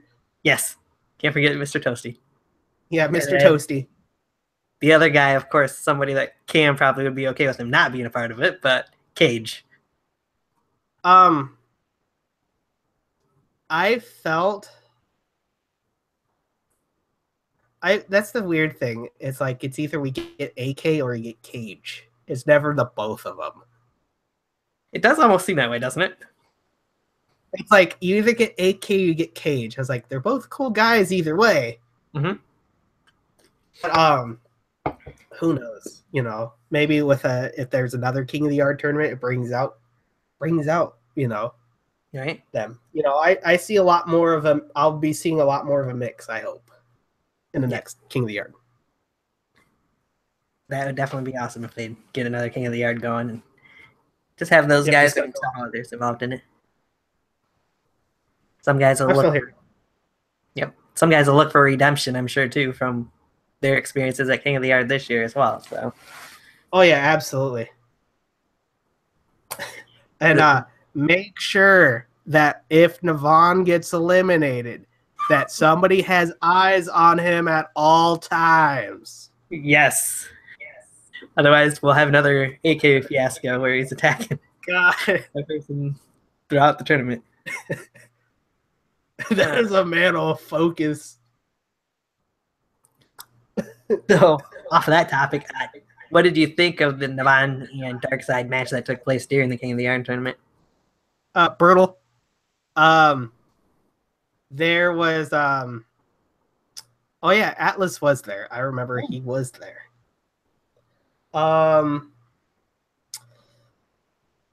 With the Vaughn and Darkseid match, I forgot who told me Dustin Reagan's exact reaction, but I felt it was near perfection.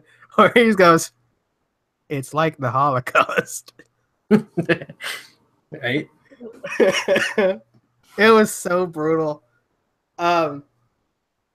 There's certain spots where it just it sends shivers. That is a whole match where it's sends shivers, and it's like I don't want to be any of them. Yeah, no, that's for sure. Don't want to be near. No, thank you. Right. Oh yes, that was another person I was going to mention, Chase Bridges as well. Yeah, I think Bridges was. Let me go look into the folder. I'll be back. I think Chase Bridges was part of this year's. I think he missed it. Yeah, let me go look into the folder. I'll find out. I've got the entire tournament written down too, so. I know. I legit oh no, you know what? I think I still have a document with all the stuff. When Naveen sent me a list, I legit, the only thing to this day I had to go to Microsoft Word and have a checklist for. Hello, Blackout. Hang on, let me go look. I think I still have it somewhere. Yes, if there's another King of the Yard, we got to see more from Aaron Jones as well after the way he got eliminated this year. Yeah, which that sucks. I don't wish that to anybody, especially Aaron. Right? Aaron's a good guy. Oh yeah, I forgot Dante was there. Charlie Tiger. Yep, no, that's Taylor. Paul Peterson. Joseph Anthony. Johnny Reed. Evan Blake. Man, there is a lot of people that were there. It's true. There was a ton.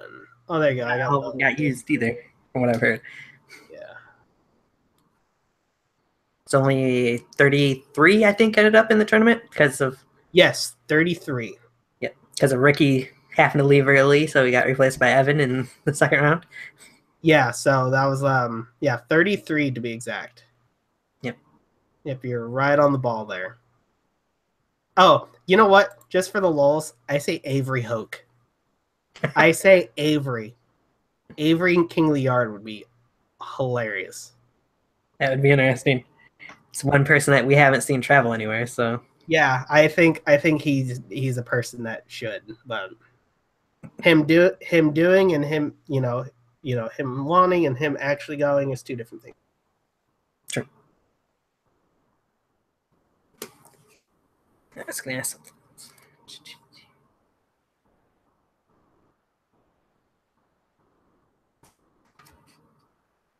Oh, out of the 3 best in the yards, we went over your favorite match, but which one would you say was the best put together event of the 3?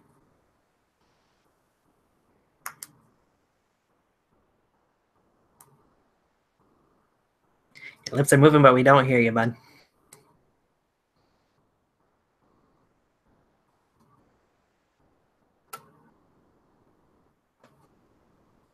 Still got no sound from you.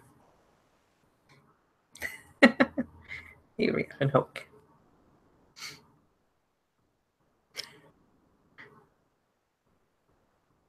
Nope, still don't get you. Yep. While he's doing that, make sure you guys are getting your questions and comments in the chat room there as I'm going through them, as you guys do. Might not be on too much longer, we'll see, but if you're coming in late, Justin did reveal the Best in the Yard 4 logo, which was a pretty awesome moment here on Tiger Talks Wrestling. And for anybody newer in here or didn't catch it at the beginning, or even when you're watching later, make sure you go to the NWF Adrenaline YouTube channel, watch When Worlds Collide. I was a part of it. I refereed a match towards the end of the show. I very much appreciate the support, as would the guys that were involved in it. All right, can you hear me now? Got you now. Welcome back. Okay. Hangouts does a weird thing sometimes where, for some reason, if I'm using a mic, it will cut out. It won't do anything, so I had to unplug the mic. So where were we? With the best put together? Best put together, best. My example right there was a prime example of what happened with Best in the Yard 2. With Betty 3 was very well put together when it comes to production and everything on how it went. I thought Best in the Yard 3 was definitely the superior when it comes to production. Unfortunately, 2 had some better matches. Mm-hmm. The issue was production. Yeah. That's nobody's fault, really. It's just very optimistic and very wanting to do something out of the box. There was going to be live commentary and everything, multi-cameras and such, and just unfortunately it suffered. Yeah. And so with Best in the Yard 3, I think it went back to that Best in the Yard 1 format, but with much better production and everything. And I thought Best in the Yard 3 was very well put together. Mm-hmm. I'd agree with that.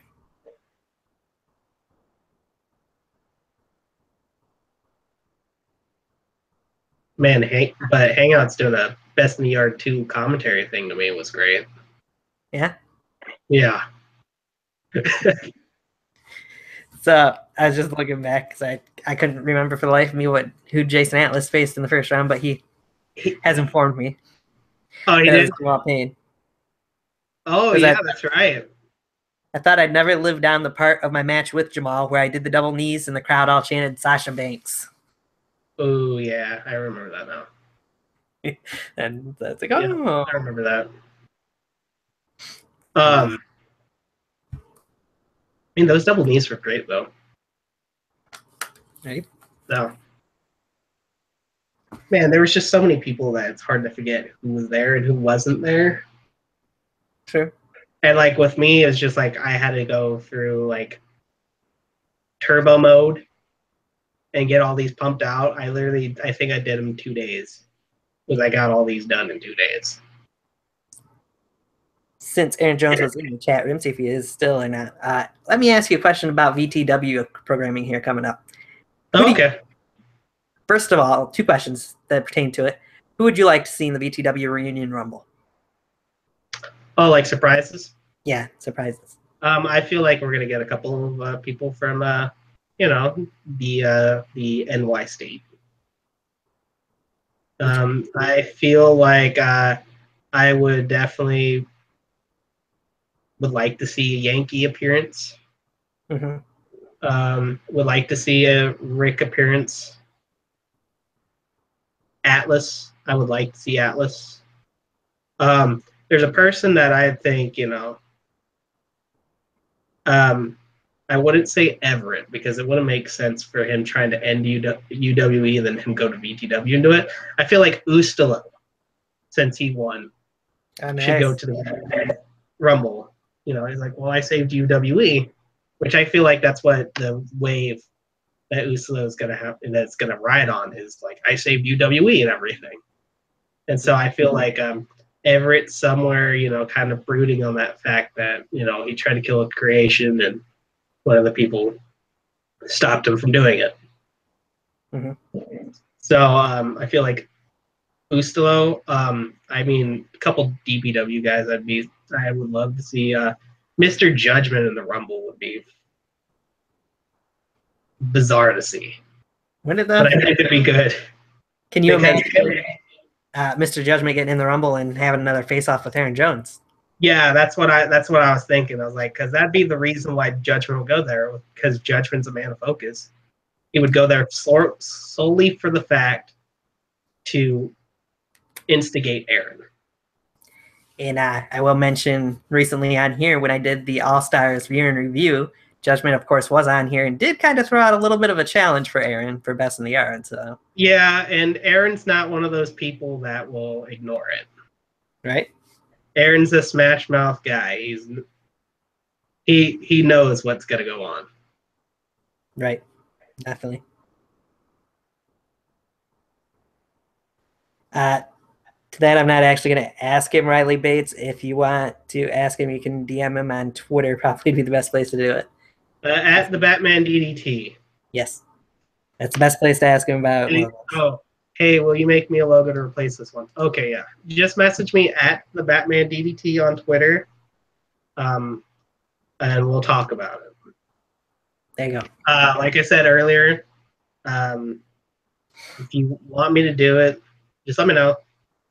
And then we'll work on it from there.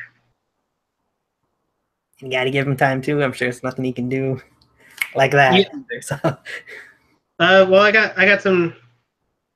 Well, I got to make a couple tonight, I think. So. Gotcha. That's okay. I'll figure out a time and a place. So back to my couple questions on Reunion. What is your opinion of seeing that Mike is going to be the host of Reunion? Well deserved, because we haven't seen Mike since Best in the Yard 3. True. And I felt like his send-off was very, very sad. It was very sad. It did strike at the heartstrings. It was the match where, I bawled. Not ashamed to admit it. Mike made me cry because he's my brother. Yes. But I feel like this is a great thing because it gives Mike a reason to be around. Mm-hmm. And, no matter what day it is, what time it is, it's always big time. Sure. And so, and I think, honestly, Reunion is going to benefit that big time, no pun intended. Right. It'd be nice to see the FTC reunion. Oh yeah, I will not be surprised if I see that, which is very well needed. So the Dark Sides in the chat room says this man is the logo maker extraordinaire. Yeah, and Dark Side's the man. He's a cool guy. One of the things that not many people know is Dark Side, does the editing for NuW BTW. So yep. I would send him the logos, and he'll go, dude, these are awesome. He's like, these are looking so good. And then he'll go, you have time to make nameplates? I'm like, yeah, I'll make you nameplates. What you got? He's like, okay, I'll send you the list when I can. And so I love interacting with Darkseid. He's very cool. I love the work he does in the ring. He's got the look that stands out from everybody on his own. And he's just, you can see how creative he is. Yeah. He's an awesome guy. Right. He's a brother. So my last question as it pertains to reunion is, who would you say is an early favorite, in your opinion, to win the reunion Rumble match? Well, I feel like Jamal's going to be very desperate I agree. because of what happened at Christmas Chaos. Yes. I feel like, and now that since I would consider him the leader of the change with Casey Chambers and with D'Lo Smith, I feel like he can use that to his advantage. He's got numbers in there. At the same time, you're going to have people that are going to want to go back to where they were. People like Zach Daniels. Yeah. He wants that title back. There's always the common goal between Cameron and Drew, which is, the title as well. Right. There's you tell me one person who does not think of the world title, and I'll tell you a person that is lying to you. Because there's everybody dreams, no matter what their position is. They could be just starting, or they can never have had it before. Everybody wants to have the world title once. Everybody wants to main event once. And especially on a show like DTW Mania, where you are guaranteed that as soon as you eliminate, insert whatever number here, number of people over the top rope. It's an opportunity, and you'll see many people be desperate for that opportunity. Sure. You'll see people that want that opportunity and that will travel to have that opportunity. Like we saw last year, people like Lips, people like Darkside, people like Yankee. Yep. AK-47. AK-47. You got so many, Tycoon Mikado was in it too. You have so many people that would be going there just to get that opportunity. Aspirations of gold, no bounce, no state lines, no country lines even. Right. So there's going to be a lot of people that are going to be hungry for that title. You're going to have people that are going to be maybe their first reunion rumble, like Matt Maverick, K9. People that this is not going to be their first time in the rodeo. People like Tyler Aiken and Ecstatic. The reunion rumble is no short of shockers. Look at what happened last year with Drew winning. We didn't see Drew for about 20 minutes, and he won. Exactly. Desperate times call for desperate measures, and you'll see what people will do. They will sacrifice anything. They'll do anything to get there. And also, I forgot, rest in peace, Tycoon Mikado. Yes. As I mentioned. Yeah. So, aspirations of gold, they will drive people to do some crazy things. And I think the Reunion Rumble has got to be a crazy thing for sure. Yes. So, do you think there's any dark horses that'll be involved in the Reunion Rumble? Oh, dark horses. That'd be interesting. Any people that you wouldn't expect? Yeah. Well, I think any surprise that we get is somebody we wouldn't expect.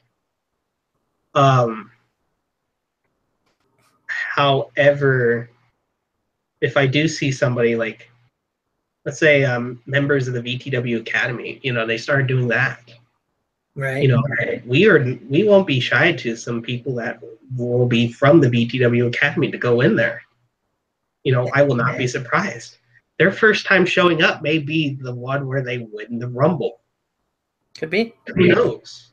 Look at what happened with 2002's Royal Rumble. They eliminated The Undertaker.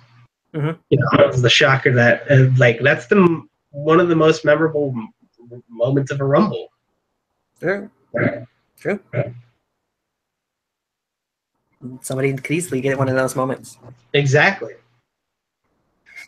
So, off topic of backyard wrestling, but since we're on topic of Rumbles, what is your opinion of there being 2 Royal Rumble matches at this year's Royal Rumble?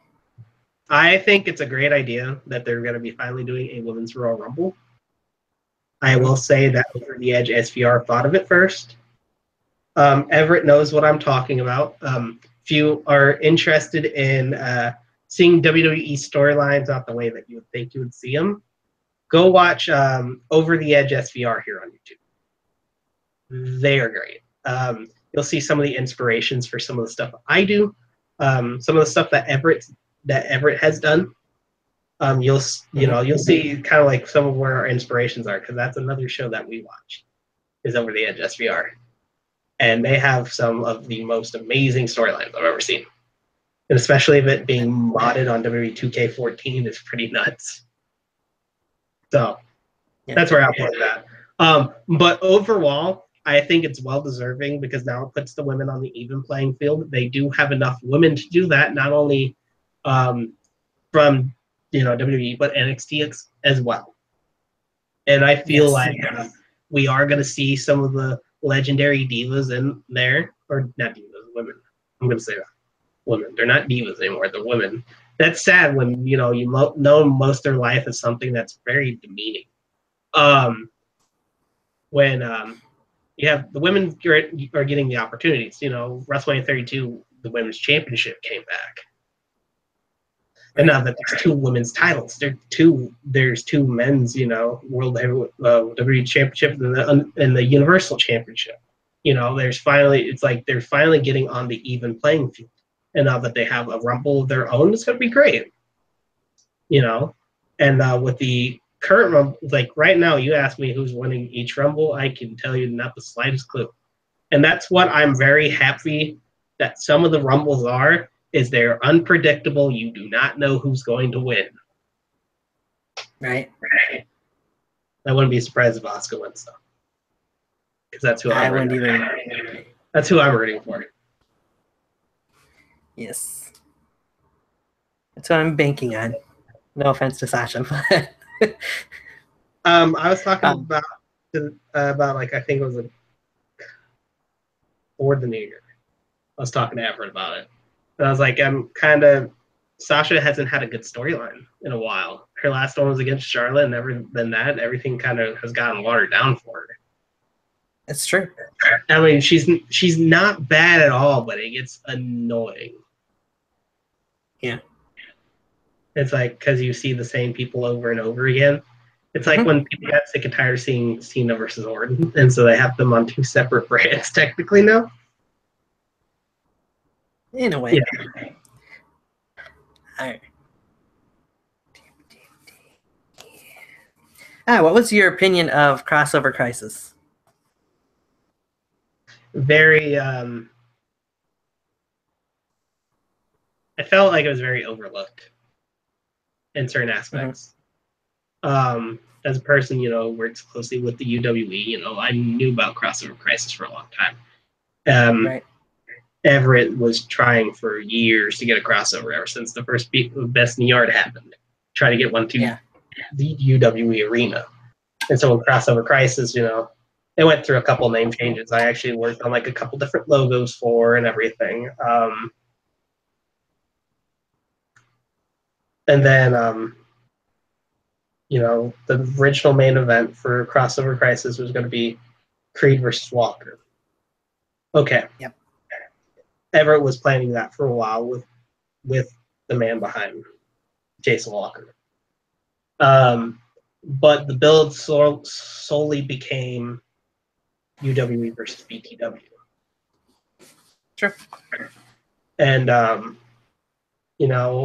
many people talked to Everett. I was one of those people too. I was just like, okay, if you're building onto the storyline against BTW, why are you facing Charles? It makes no sense. Charles isn't a part of BTW unless he's like in something else. You have to make it like you need to give a legitimate reason why, you gotta fight him. And then the closer he got to, it's like where it's like, okay, look, Dustin's their world champion. Dustin doesn't have I forgot what the original plan for Dustin was. I believe he was supposed to go against Nick Thomas originally. I believe that's what the case was as well. And so So over time, Everett kind of understood. It's like, okay, I don't think there's a way to recover that Jason Walker versus Everett Crete makes sense at Crossover Crisis, because it would have made sense if they went through the original plans that they were going to do, but over time, the story itself became two different. It's a war on two fronts. It was a war against BTW and it was a war against Jason Walker. And that's very, that'd be very unlike the Everett Crete character to do. He's smart. He's not dumb. He's not going to try to take too much on his plate at once. Sure. So, the powers that be, when Everett told me, he's like, yeah, well, I'm going to go be facing Dustin instead.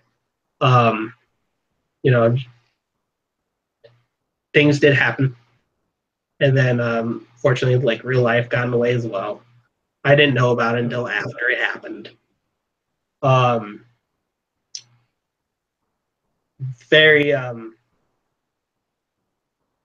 It had a lot more to give.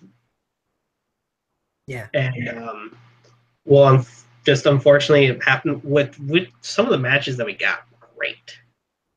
But I feel like that's going to be one of the crossovers that's going to be infamous for the backstage reasons. Yeah.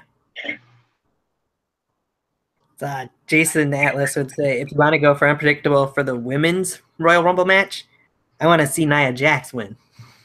Yes, she is not like most girls, but Nia Jax would be interesting to see win it. I feel like right now WWE is entirely not sure what the fuck to do with her. That's why she's like with Enzo. And all that. And it's just like, oh man, it's like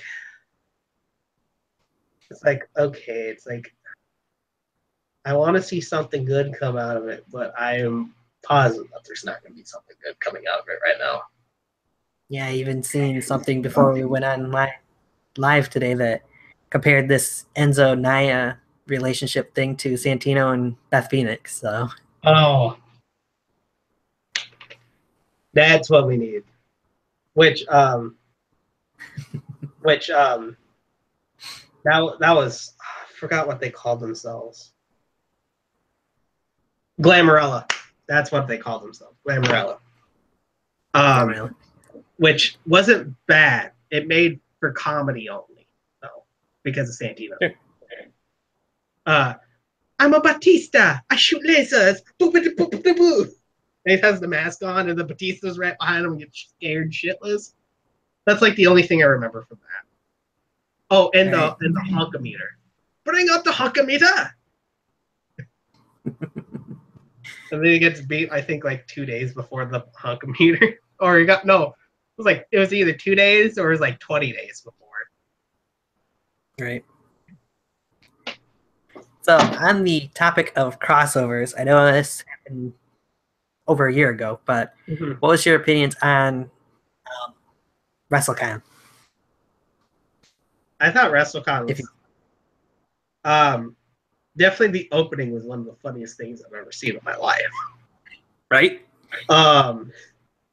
With it just brings out a fun fact though. Have you noticed that Lips's dad and is Kevin Shaw's mom? Yep, I noticed that. So does that mean Kevin Shaw and Lips are brother / sister? Huh. Who knows? And Buford's Buford's Kevin's dad. No. Hang on. And Buford's Kevin's dad. Buford was the priest. Oh my God, Lips's dad cheated with the priest and made Kevin. I knew it. God, right? I love Mike. I fucking love him. With WrestleCon, with the whole wedding, the tables elimination match with Drew, Dirty, and Thomas Gray. Shavar versus Creed, Jason versus Cam. Forgot who Corey faced. Cage. Oh yeah, Corey faced Cage because there's a mystery opponent. Yep. Not an MX mystery opponent, just a mystery opponent. Just a mystery opponent, yeah. There are certain things I'll remember APW for, and the hanging of MX Mystery is one of them that will live in infamy forever. With WrestleCon, I thought it was very good because you got to see the seeds be planted of the FTC. You got to see those seeds planted. You got to see the seeds planted for many of the things that you see now. Yeah. Zach versus TJ, unfortunately the ending that happened was Zach getting hurt bad. Right. I remember, I think it took about Zach a couple months just to recover from that. It was that bad. Yeah. And if you noticed in the wedding when the fight broke out between Lips and Joe, somebody had to take Zach and run with him. So I think it was Mike. Zach had a designated carrier, as he told me. I thought overall it was looking back on it, it's good. I mean, there's a few things that should have been. I didn't agree with the ending for Shavar versus Creed. I felt like that spot it was great, but it was just poor execution of it itself. Mm-hmm. Okay. I felt, everybody's got to kind of combat the decision of Jason Walker defeating Cameron Jackson. I was one of those people for a while, but I do understand the point of why they did it. But at the same time, this is when Cam had a lot of momentum. Yeah. This is when he had the most momentum out of anybody on that show. And that kind of lowered it down a little bit. It was kind of like CM Punk, the summer of 2011, when he did all that stuff with Cena, and then he faces Triple H and Iron Champions to lose. It's like it was unnecessary. It's like it made no sense whatsoever. It made no story sense. But overall, it was good. Shame that APW is not around anymore, because I do miss seeing people like Jason Walker, like Corey Graves, like Thomas Gray. I had never thought I'd say I miss Thomas Gray. I do miss Thomas Gray. Demonic X, MX Mystery, Shavar, Chris Payne. Every surprise in APW was Chris Payne related. Mm-hmm. It's weird to see that company was like the one to go. Right. So, but things will work out for things happen for a reason, and I'm sure that we'll see them again eventually. That's all. So we've asked you your favorite posters and all that stuff. What are some of them that you would like to change if you could now, looking back at? Oh, like logos? Logos, yeah. Oh my god, the first Hell's Vacancy. That's one that always comes up. The original logos they did for VTW before Best in the Yard, which was VTW Mania, VTW Roulette, VTW February Fury. They were atrocious. And I even said it to themselves. I was like, they're half-assed, because I didn't know if I was going to make logos for you guys or not. I thought it was going to be like a one-and-done thing, and you guys weren't going to thank me or anything. Because I was used to that. Because when I started working for VTW, when I started working for UWE making logos, and I had a couple leagues on the side. I know one was called LTW, the other was called TIW. They asked me for logos, and I made them a logo and everything, and then they'll post it, and then they'll say, yeah, we made it. And that pissed me off.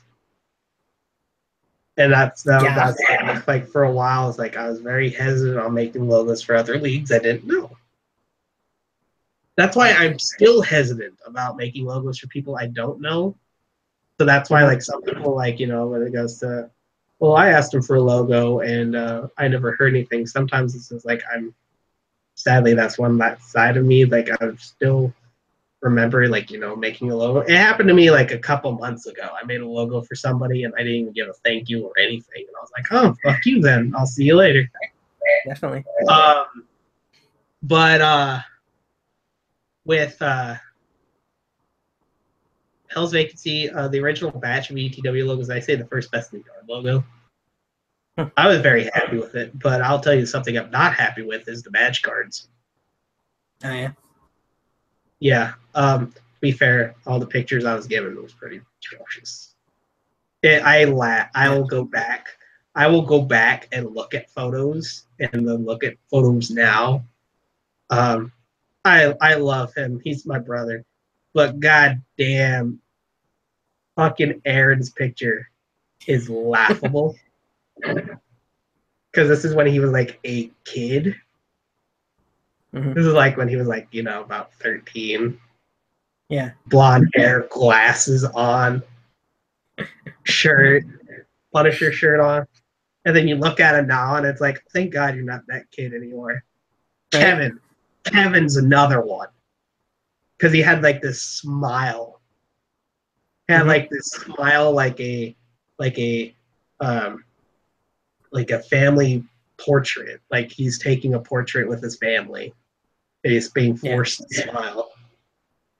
It's like I'll go back and look at some of these photos. People like Corey, like, because I actually legit had to have. I was like, Cam, I would finish your match card, but I don't have a picture for fucking Corey to save my life. He goes, well, just go to one of his videos. Just go to his Best in Yard promo video he did and take a screenshot. I was like, and literally that's what I had to do. So he has no arms because of it. Nice. And then Everett's like, oh, let me take a selfie. And it's like he takes a selfie and it's like, Everett is going to look awkward. So like I legit, like I have to ask. I was like, look, I can't do that. I need good pictures. All right. And so, you know, sometimes I'll get good pictures. Like BTW, they are getting much better with pictures. UWE, because I give people hell when it comes to I need updated cutouts for people. I asked for a Mephisto one a while ago when he went through his gimmick change. I still haven't got it. Oh, nice. So if you've been seeing the old Mephisto, that's why. And they're played by two different people. Yep. So, it's just like looking back, some of the logos I made. There's God, I mean, compared like first Ultimate Redemption to this last one, you go, same person made that, and that gives me pride. Like that's one thing I learned was I'm very prideful of my work now than I was when I began. Because I was very unsure. I was in the beginning out of my element. I didn't know what the fuck I was doing. Okay. So now that I know what to do and everything, I'm a lot more comfortable with it. I take time and effort and everything. And so, as a very visual person, you need the logo. So, I'm looking back on it, like some of the logos I made are absolutely terrible. Right. And I had a conversation with him a week ago. With Jason Walker or Charles, whichever one you know him as. And I told him, I was like, I was always jealous of APW's logos in the beginning because they were so nice looking. Right. And he goes, you really mean that? I was like, dude, yeah, you made me like, I need to make better logos than this guy. And he goes, yeah, you kind of well damn accomplished that. I was like, don't give me that. I mean, you were an inspiration for me to do stuff. You know, because I liked how he did the logos for stuff.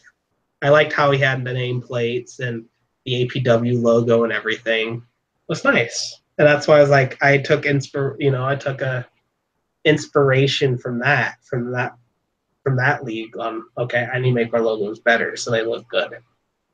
There's one lesson that Charles or Jason has taught me was a background does really matter for logos because their backgrounds do not match up with the logo I make. Gotcha. I think VTW had it was Outrage or Voltage. I think it was Outrage. They had a pay per view and I did that. I was like, or it was Outage or whatever, something like that. It was like a one-off pay per view, and man, that was a pretty bad logo. I did, but looking back on it now, I'm very happy with the ones I make. That's good. You'll probably be seeing the reunion one in a couple weeks, so because I didn't have that done, and I sent it to the power that be. So. Gotcha. Aaron says that pic of him you were describing is funny as hell. Yeah, it is. It's there's one of Tyler, because a lot of the pictures of the VTW originals were them like when they first started. Like look at Tyler now, and then look at this kid who's like his mask barely he's like hanging over his face like this. It's hilarious. But I was like, to be fair, I wouldn't have looked good doing that either. So, right. All right, guys, we're winding down here. So if you got any other comments or questions, put them in there in the chat section. I know we're at like what 2.5 hours. Yeah, a little under. Hey, it's all right. Oh yeah, we started off a little late. Yep, we started about 5-10 minutes late. It's okay. So I'm going to ask you, and I'm going to ask this for people watching now and later. I don't know how many episodes of my show you've seen, but is there anybody that comes to mind, in your opinion, that I should have on the show that you're not aware of that I've had on here? You've had Everett. Yep. You haven't had Jason Walker yet, huh? I have not. You probably should get a hold of him when you can. Because you've heard one side of the story from that. I think he would be no stranger to tell you his. And also, he's a very underrated mind stuff. Very movies based. You know, that's why Cinema Jason became a gimmick of his for a bit. You know, he's very, very inspired by movies that he likes and everything. He's got a very interesting mind. So if you wanted to talk to, you know, it was an honor for me to do this with you, first of all. He's definitely a creative mind. Well, you told me who you're going to have Thursday, which is well-deserving. So you might as well tell him who you're going to be having Thursday.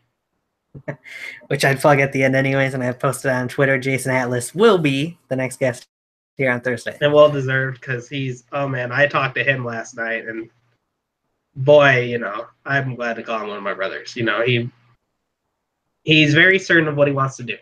So that's good. I'm shocked you have you had Drew yet? I have not. I am in talks with Drew. Yes. Might want to have Drew. You might want to have Cam eventually. You might have to do an FTC. You've had Cam? Oh yeah, that's right. That's the first episode I watched. I remember it. I would not be what is the word for it? But how about this? Have the FTC on for a Q&A at some point. You should. And that's exactly what I was wanting to go for. I wouldn't be against that at all. I wouldn't be protesting. Right. That's where I'm stupid. Yeah, I mean, if FTC Q&A would be cool. There's, oh man. Shadow Grim you had. I enjoyed that one. More see that I one. feel there's a person that I haven't talked to that I want to see their perspective on things, and that's Joseph Anthony. I had him on here. Yes, I can watch it. And that's why I would love to hear more from him. Yeah. You've had Darkside. I watched that one. I would like to see guys that I have no clue who they are. Like just anybody like some of the guys from When Worlds Collide, you plugged that earlier. Yes. I watched the Battle Royal and that was it. I was still sick. So I told you, and I promise you I'll watch more of it today. I will watch more of it when I can. I appreciate it. I would love to see some of those guys on there. Not many people are fond of him from what I know. Mark Williams would be interesting to have because I know he is no stranger to speaking his mind. Funny you mentioned that because he is one of those that I was referring to that will be on here from When Worlds Collide at some point soon. So yeah, he's no stranger to giving out how he feels, which is both a great thing and a bad thing for him. Damon Scar, which is what Atlas put on. I would like to see, honestly, fans too, like fans. Like you go out, people that because there's one thing for the backyard wrestlers to be on, give their perspective, but the other to have fans, and which is I have no in-ring skill whatsoever, never been in the ring. I know all these people that have. I know so I have their perspectives. But hearing like from actual fans of the products, what they want to see, what they don't want to see. I think that's one thing that backyard wrestling companies should do. Excuse me, is look for fan perspective. What they like to see, what they don't like to see. You need to know your fan base. Sure. There's gonna be some fans that drive you up the damn wall. I mean, that's given. But there's so many people that for Tiger Talks, I would like to see an episode with the Bad Sons. I can see that. I was supposed to have them on at one point, and then Ecstatic just made it a solo for him. So, yeah. I know Tyler is busy sometimes, so yeah. Avery Hoke, you'd be the first to have an Avery Hoke podcast. Avery and I have been in talks, so yeah. I would definitely like to hear what he has to say. I rarely speak to him. I think the last time I spoke to him was when for Christmas, Tyler gave him the shirt that I was making for him, which is this Clothesline from Hoke t-shirt that you see now. Nice. That was his Christmas present from Tyler, I think, last year. Cool. So the reason I asked this, and I'm going to make this a point, is I did post a New Year's resolution type thing for this channel just yesterday, and I do want to stick to it. I want this to become a more interactive show. I'm going to be doing more of these Q&As, but also I just want fan input or backyard wrestlers inputs as well, whether it be mentioning things in the chat section or comment section after the videos are over, or just messaging me on Twitter or doing whatever you need to. Just get more involved. I'd like to see more involvement in these shows. Yeah, and I think that's a thing that a lot of shows like this do need. It's input. It's no stranger that you do this for the fans. There's a reason why. You want for people to understand a perspective of wrestlers, of people who aren't wrestlers, for people who were wrestlers and everything. You want them to get to interact with the fans and everything. So this was my first time getting to do any kind of like Q&A in a long time, especially with people I talk to on a daily basis. there's some people that don't. And then there's people that I've never spoken to in my life. King Dominator did a couple questions. Then so I was like, getting to understand that, get to understand like what questions people actually have, because there's not like a time where you're talking to people in a normal day conversation and they go, well, what's your thoughts on what's your favorite match from this? And they go, well, the only person that does that with me is Everett. It's always about WWE. Because he just likes the way I talk about shit sometimes when it comes to it. But it's just it's very cool to see an interaction, and I like personally taking part of that interaction. That's why I try to swing by as much as I can on a Tiger Talks wrestling episode, on a old backyard wrestling fix, or a big time talk show, or the DH and HD show when that happened. I liked taking part in that. The Creed cast, when the Creed cast was on, because you remember there's that period when you had the Creed cast, you had the DH and HD show, the big time talk show, you had the backyard wrestling fix, then you have the SEC roundtable, and now you have shows like yours. There are shows like Harry Talks Wrestling. There's a lot of different things that are happening, and I do see the rise back into having to interact with the fans and everything. And I think there's going to be a time where WWE were smart. They did the interactive pay-per-views where you get to vote for the match. I wouldn't be surprised if that makes a comeback.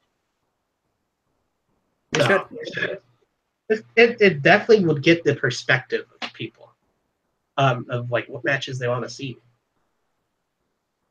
I mean, it's unpredictable for the people that do it, but it's very, very rewarding for those that voted for that match or that person into the match, and they get to see it. It's really rewarding. It's a rewarding experience to see like people interact with each other. They come together for that common bond and kind of just ask away, get the opinions of people. It's always very nice to do. Right. So if the possibly a couple people in the chat room have anything else they want to put in here for comments or questions, again, I'll give one last chance for you to do so. We'll give it a couple more minutes here to see if anybody has anything to say. But yeah, I'm thinking probably start posting some more stuff on Twitter, see if people get involved with perhaps even saying who they'd like to see as guests on here or whatever. Oh yeah, definitely that, because you have the input of people that they would like to see on there. Like you're one of those people that I'm very thankful for, that does the research, that has questions and everything. There's questions like I didn't even know the answers to. Right. And so it's very cool, and it's very rewarding to see, there's people like you in this community, and I thank you. I thank you from the bottom of my heart for doing this. There's a lot of people that say the same, but I mean it, because you're the reason why there's people, my brothers, do this. And it's people like you, and we greatly appreciate it, so thank you. And you guys are more than welcome, because it's to me just my way of giving back to the community. So, hey, we greatly appreciate it. Yeah, I always like hearing it. Don't have to hear it all the time from everybody, and don't get it from everybody, but most people. It's always nice to get a thank you. Yes, that's true. So, all right. So yeah, with that, I'll say I'd get likes on these videos, but I'd like to see some more comments as well under the videos. Would be nice. The only thing I will say, however, on comments wise, is I do get kids that'll come in here and ask to be on the show in the comment section. For that, please just DM me on Twitter at Tiger121685, because I'm going to respond to you quicker there than I am on here. So yes, that's what I've been noticing. Like I messaged you on Twitter today, and I was like, hey, what time do you want me ready by? Because I'm so far behind in time than you. I was like, oh, it's going to be 3 o'clock. And I was like, oh, it's actually 4 o'clock my time. It's like, oh. So I had everything ready for like an hour early, and I was like, well, I'm going to go take a shower. There you go. So, But yeah. Again, just however you want to. I just ask that people try to get a little more interactive with the show. yeah. That's the last point I'll put out there for that. And to you, since it doesn't seem like there's many others, I do want to say thank you for coming on the show. Thanks for that first thumbnail that you sent for me, that you sent to Yankee actually for me. Yeah, and hey, there's going to be plenty more of those, so just let me know when you need them. And not a problem. I'll do that gladly. Appreciate it very much. Hey, anytime. Might have to talk about one other topic off screen here when it comes to that's logos. fine. Hey, I got all the time in the world, my brother. Okay. You're one of my brothers, so. Well, thank you. I'm the same way as you. I consider most of these guys as brothers too. So we're a tight knit community. I was having more family, so. And exactly. I agree with that. Because I know, just like you, I've been bugged about coming to Best in the Yard 4 this year too. So. Yeah, I make the joke, and it's like, hey, does anybody have $600 for me to come out? No? Okay, I can't come out. Right. There's no way in hell I can do that.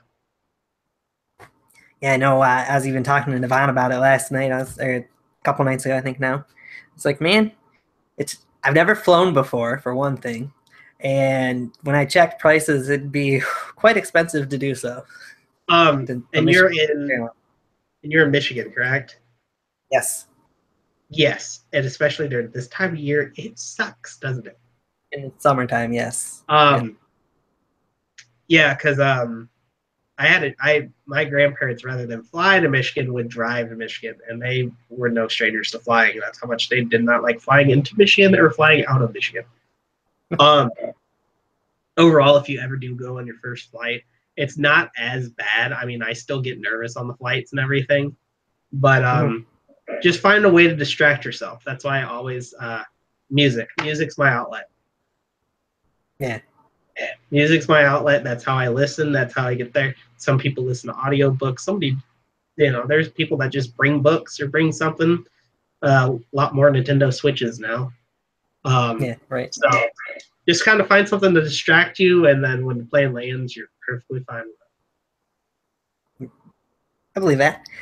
I know for me, I even checked prices for not price, but the length of time it'd take for me to even get to New York, let alone North Carolina, is unbelievable. So yeah, it's a couple hours. 12 hours to drive. Because you have layovers.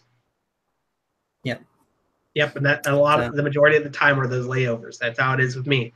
No joke. I was checking for a flight that was $549 that had a layover in Raleigh for 6.5 hours, and I was like, wait, if I have a layover in Raleigh for 6.5 hours, I'll just get picked up in Raleigh. Right. Definitely. But it's something. Something I'm seriously considering, but it's something that I'm considering too. So it's just, it all depends. I gotta put my faith into something that's I've hardly put my faith into and figure it out from there. Right. So. I gotta be able to save up money as part of my issue. Yeah, exactly. But yeah. But again, I'll mention this as we close out here. I've mentioned it twice. I'll mention it one more time because he has a part of it, so I gotta plug it. When Worlds Collide. If you guys haven't seen it, please, please, please go to the NWF Adrenaline YouTube channel.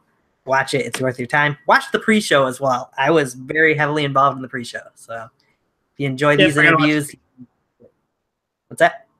I gotta watch the pre-show, so sorry for interrupting you. Thank you for reminding me. Good. Yes. Watch the pre-show because I interviewed a few different guys that were involved in the main show. So I had a lot to do with both of those. Also, make sure you subscribe to the NWF Adrenaline channel because you're going to see a lot more of this guy on those shows. So see and or hear. So that's my plug for that. Again, Justin, thank you for coming on here. It's been a blast. Hey, definitely. Hey, thank you for having me. Hey, don't mind knocking on my door, whatever. Just let me know if he's like, hey, I need somebody quick. Feel free to message me. Oh yeah, that's definitely.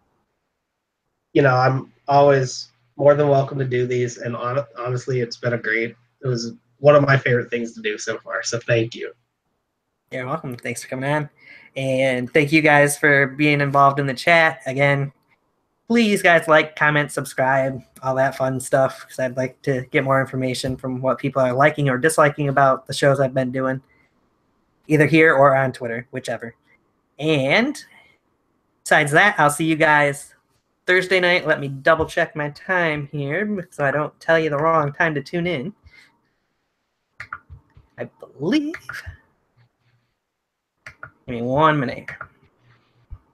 Jason Atlas will be on here. I do have 2 other guys from UWE who have talked to me about possibly coming on at some point. So now that we know that UWE is going to be around for the foreseeable future, thanks, it'll be easier to get on. And I can tell you one of those 2 you guys, I think I've already told, Dirty DeChico, the former UWE World Champion, is supposed to be on at some point. And then actually just started talking about a week or so ago with one Revan, who may be coming on here in the near future. And speaking of UWE World Champions, the current World Champion, Rick Rios, is supposed to be on here at some point too, even though he's missed out a couple times already. I'll talk to Rick for you. I'll talk to Rick for you. It's just like him finding the time. He's very busy. I know it. All right. So, why does it not show that? So I'm going to have to look in another spot here real quick.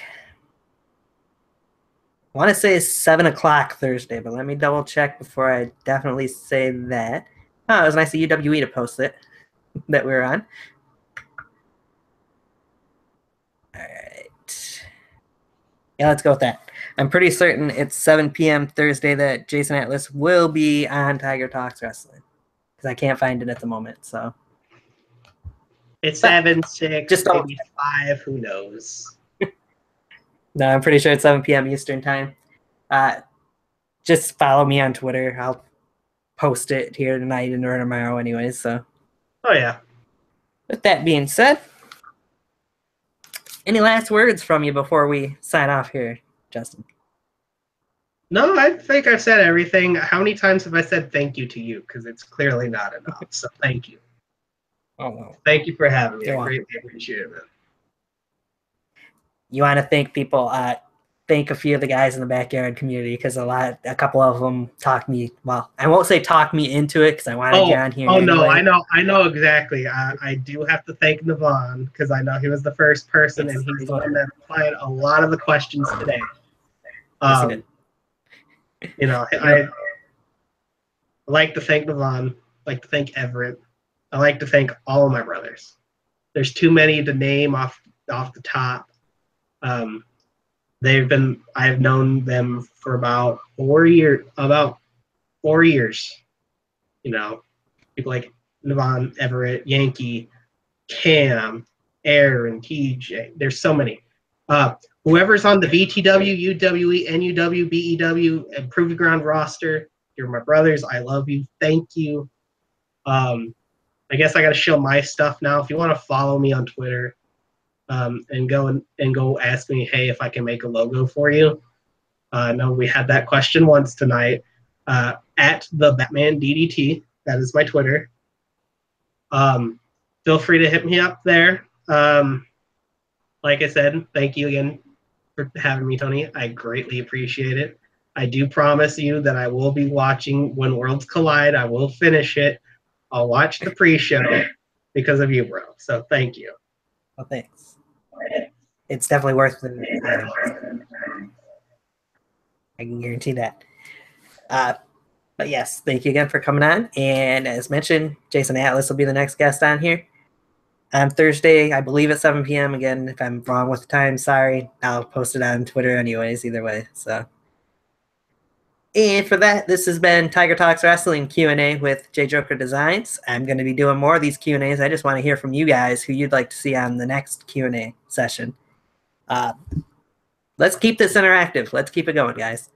I want to get more fan input. That I say this has been Tiger Talks Wrestling. I am Tony. That is Justin J. Joker Designs. We'll catch you next time. Peace.